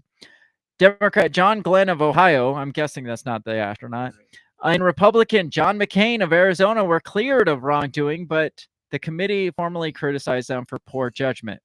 McCain, the only member of the Keating 5 still in office at the time of this article, he's not now, hopefully, maybe he is now. They might elect him again. Has said the affair taught a painful lesson about conflicts of interest. The Keating 5 are all senators, but the other side of the Capitol, the House of Representatives, is hardly free of crooks. So then this gets into the next one. So you had heard of the 89 one? Yeah. I was 4 years old, so I mean I've heard of it. Yeah, I heard of it, but I didn't know much about it. Randy Duke Cunningham, which this you mentioned. I did mention that earlier. When you're talking about Menendez. What the hell? I keep getting MSM or CNBC pop-ups. Randy Duke Cunningham. His scandal was bribery and corruption in 2004 and 2005, worth $3 million today. Decorated Navy flying ace with dashing good looks and the nickname Duke, it seemed like Randall Cunningham of California. A lot of these are from California. Yeah, go figure. Had it all when he came to Congress in 91. But like so many crooked politicians, it wasn't enough. As a member of the House Defense Appropriations Subcommittee, the Republican congressman had a line on some of the most lucrative government contracts, and he used that to his advantage. There was the defense contractor who purchased Cunningham's San Diego home for nearly twice its market value, then allowed him to live rent-free on a yacht. Wow. So it's not just making a mortgage payment like Menendez. It's I'll buy your house from you. Yeah, for twice what it's worth, and then you can live on my yacht rent free. There were other favors, cash payments, a Rolls Royce, and more. In 2005, this was the guy that is this the guy that stuffed money in the fridge in the freezer? No, that was Jefferson. Yeah. That was something Jefferson. There was cash payments, Rolls-Royce, and more. In 2005, Cunningham pled guilty to accepting $2.4 million in bribes, making him... Oh, this was the guy that pretty much said... called it like the right. favor factory. Yeah, that's it. Yeah. It says, making him arguably the most crooked congressman in history. He served an 8-year prison sentence and today reportedly lives in Arkansas. So this gets into the next one. While Washington may be teeming with crooks, some of the wildest scams occur in state capitals. Number 7, Edwin W. Edwards, $4.6 million worth of racketeering and extortion. 4-time governor of Louisiana, back to Louisiana, once famously boasted that the only way he could lose an upcoming election was if I'm caught in bed with a dead girl or a live boy. Wow. He seemed equally invincible in the courts, beating 24 different corruption cases against him since the early days of his career in the 70s. But on the 25th case, his luck ran out.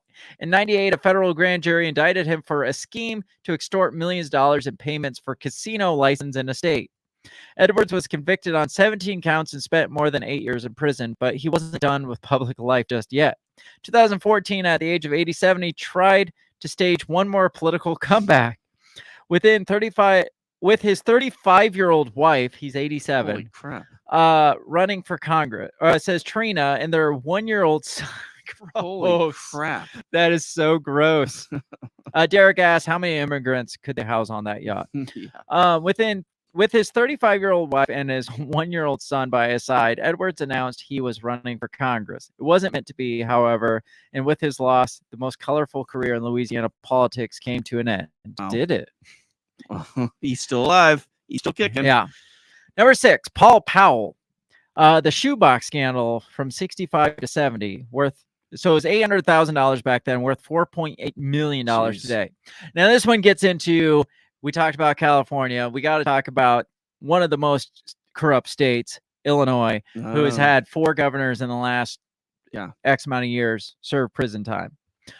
No list of crooked politicians would be complete without a visit to Illinois, where 4 governors since 1968 wound up in prison. And I think this is old. There's probably a 5th since then. Yeah, probably. Well, yeah. Because Blagojevich. Yeah, Blagojevich is in jail.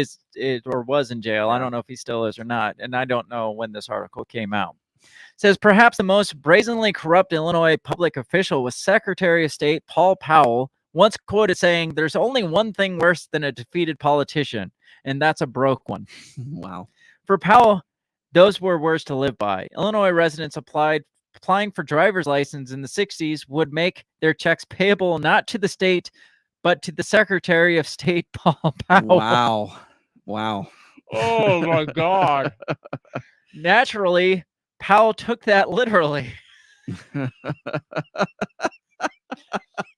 Now, I've seen this, and I don't know if it's from my time growing up, and I've seen where, you make your payment to the Secretary or Treasurer, like the state treasury of the Secretary. I don't know if it's got his name on it. Okay. Now, they probably took that off, but you'll make it to like county treasurer or something like that. Right. But I've never, maybe I just haven't paid attention. I've never seen the county treasurer take that literally and be like, well, I'm the county treasurer. It comes to me. But yeah, they probably stopped putting their name on it after that. It says, naturally, Powell took that literally. Add in a healthy dose of Illinois patronage, and Paul Powell was set for life. When he died of a heart attack in 1970, investigators found $800,000 in cash in his Springfield hotel room, much of it stuffed in shoeboxes. Sounds kind of like Menendez. Yep. A few months later, Illinois Senator Adlai Stevenson III famously quipped, Paul Powell left behind some pretty big shoeboxes to fill. And then, so that's it for that one. It says, while people in Illinois may have come to expect their elected officials may turn out to be crooks, voters in many other parts of the country still have high expectations. That can make a fall from grace all the more stunning. Derek says, yeah, just go ahead and write that registration fee out to cash. Thanks. Kwame M. Kilpatrick. His name's familiar. Detroit's crime boss mayor from 2002 to 2008. Okay, yeah. Scandal worth $5 million today. Considering a rising Democratic star and celebrated as the hip-hop mayor after he took office in Detroit's 68th As Detroit's 68th mayor in 2002, Kwame Kilpatrick quickly set out building a criminal enterprise in City Hall. Some of his antics may have even helped set the stage for Detroit's historic bankruptcy in 2013. Interesting. Wow. Profiled in 2014 episode of American Greed, Kilpatrick was dogged by scandal almost from the start, from rumors of wild parties at his taxpayer-funded residence to hundreds of thousands of dollars in unexplained deposits to his personal bank account. 2013, a federal jury in Detroit convicted him on 24 counts in what prosecutors called an astonishing scheme to establish a pay-for-play scheme, fleecing city contractors and taxpayers for his personal gain. Kilpatrick, serving a 28-year prison sentence, has appealed his case to the Supreme Court. The next three are more historical, and they were all presidents. Of course. Warren G. Harding, $400,000 for the Teapot Dome, worth $5.3 million today. Says never personally implicated, and most of the details emerged after his death, but the Teapot Dome forever sullied the reputation of the 29th president. Widely considered the granddaddy of American political scandals, the scheme was fairly tame and straightforward by today's standards. The real villain is Harding's Interior Secretary Albert Fall, a member of the so-called Ohio Gang. Says he was accused of accepting nearly $400,000 in bribes in exchange for oil leases in Wyoming. See, that's pretty tame. Yeah. Fall became the first former cabinet member in history to be sent to prison for crimes committed while in office. Then there was Richard Nixon. Do we need to really go into Richard Nixon's Watergate scandal? Money off Watergate? I didn't know he made it. I was just like listening to political adversaries. Let's see. Nixon funneled as much as $500,000 in campaign funds to the Watergate burglars. So there's that. Ulysses S. Grant, number 2, ran a whiskey ring in 1870 to 1875. For the tone of $3 million back then, now worth $63.7 million. I thought he was kind of a wuss. Corruption was so rampant in the 18th U.S. president's administration, it became known as Grantism. That means there are plenty of Grant scandals to choose from.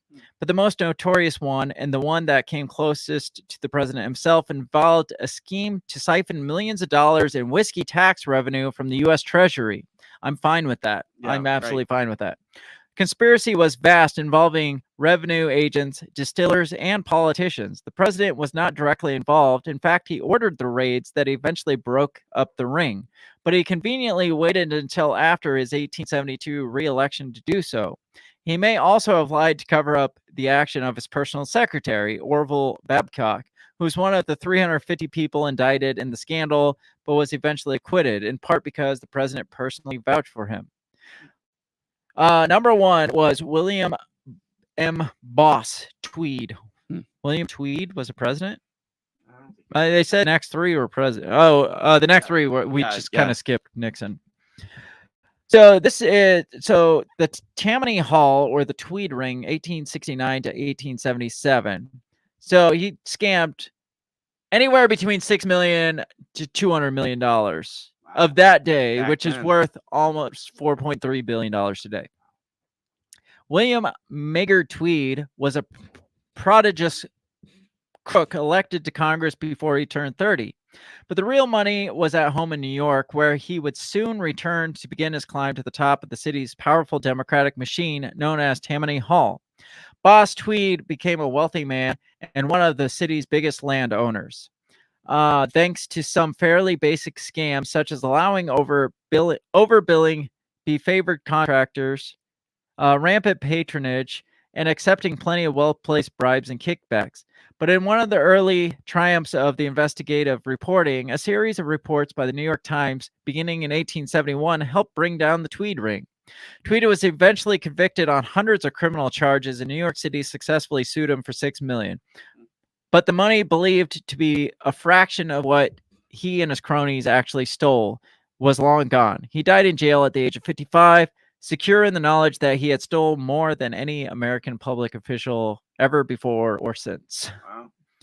So what do you think of all these? I mean, I don't know what's more shocking, that or that the New York Times actually reported on. I was something thinking that too. that would actually break the news of specifically like a Democrat politician, and now the New York Times is probably being paid off by all of them. Yeah, so they're just burying whatever Biden gives them under exactly. the rug. So I don't know. I like the Illinois driver's license fee one the best. That's my favorite. That guy is a freaking moron. Like, how did he think he wasn't going to get caught doing that? So these says these checks actually came to you.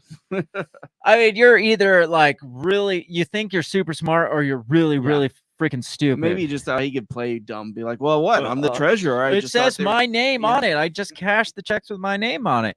And that's definitely Illinois politics in a nutshell. Yeah.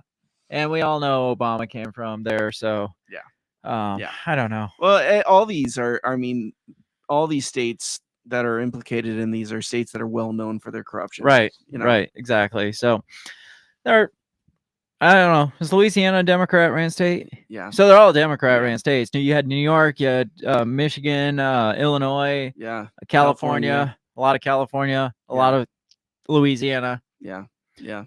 So what's your favorite out of all of them?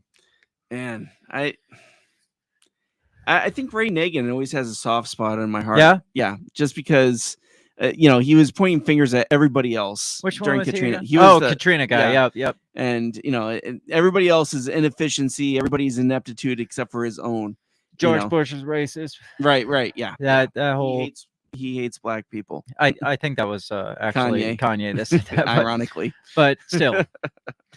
So I all this to say, they're all corrupt. Yeah, and it's been going on since the beginning of time. Right. Yeah. Pretty much since a long time ago, at least. And we've only gotten worse. I mean, it's so much easier to hide corruption the bigger the government gets. So all this, wrap this all up. Is there any hope then to get somebody that can clean up, drain the swamp, or get like a Josh Smith in there on a party of vengeance or whatever? I mean, the romantic in me says yes. Yeah, but in reality, the reality of you. The reality, it's been happening a long time, and they just keep getting richer and richer. I think we brought this up a couple weeks ago. Tar and Feather, can we bring back Tar and Feather? I think we should. I really do. Like, I feel like there were that the corruption level spiked when we did away with Tar and Feather and politicians. Yes. I'm down with that. I think we should. Where do you find hot tar these days? I think, I just think there should be zero tolerance. Yes, absolutely. So, like, well, because drag them out of the office. Exactly. We talked about it last week. Just like, drag them out of the freaking office. Like, we don't have to do impeachment trials. We don't have to wait. Just go in there and just drag them out. Take them to the town square, throw some tar and some feathers. Exactly. Perfect. I love it. You got any final thoughts on this? We are over our 2 hour. No. I think we tackled this one pretty good. Yes. What do you think Bob Menendez's jacket pockets full of cash? Well, I'm a little jealous. Do you think he's gonna get? Do you think he gets convicted this time? I think he does. Yeah. Yeah. Well, you saw that one politician went 24 times. Yeah. With no convictions before he finally was. I think that down.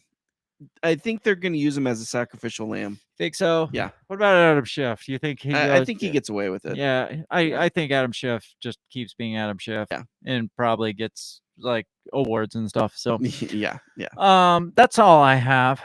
Let us know what you think about all this corruption and bullshit. The comment section's always open. You can hit us up on the X and Facebook and everywhere at the handle at Break the Bell Pod. You can find links to all the shit we do at breakthebellpod.com. Make sure you check it out. Share it with your grandmas again, because that's our key demographic. Yes. Is grandmas right now. And we really are looking for power and fame. Yeah, power and fame, because that's the type of personalities we have, predisposition we have. Yes, we are narcissists. Who else is going to sit here and just talk and listen to yourself talk unless you're a narcissist? Exactly. So, yeah. So give us the power that we crave, because by sharing with your grandmas. Yes. And that's the end of it. So have a great rest of your week. We'll catch you next week, hopefully. Peace. Goodbye. The Break the Bell podcast is brought to you by you. So pat yourself on the back because without you, we would be talking to ourselves. A special thanks to our Patreon members, Justin Zielinski, Remzo Martinez, Stephanie Parker, and T.O. Jacobson. A shout out to our sponsors, Run Your Mouth Coffee, the On the Run podcast, and Goulash Media. If you'd like to help support us, visit patreon.com/breakthebell or buy our garbage at breakthebell.bigcartel.com. Get back here next week and let us continue to invade your ear holes. And as always, never stop talking.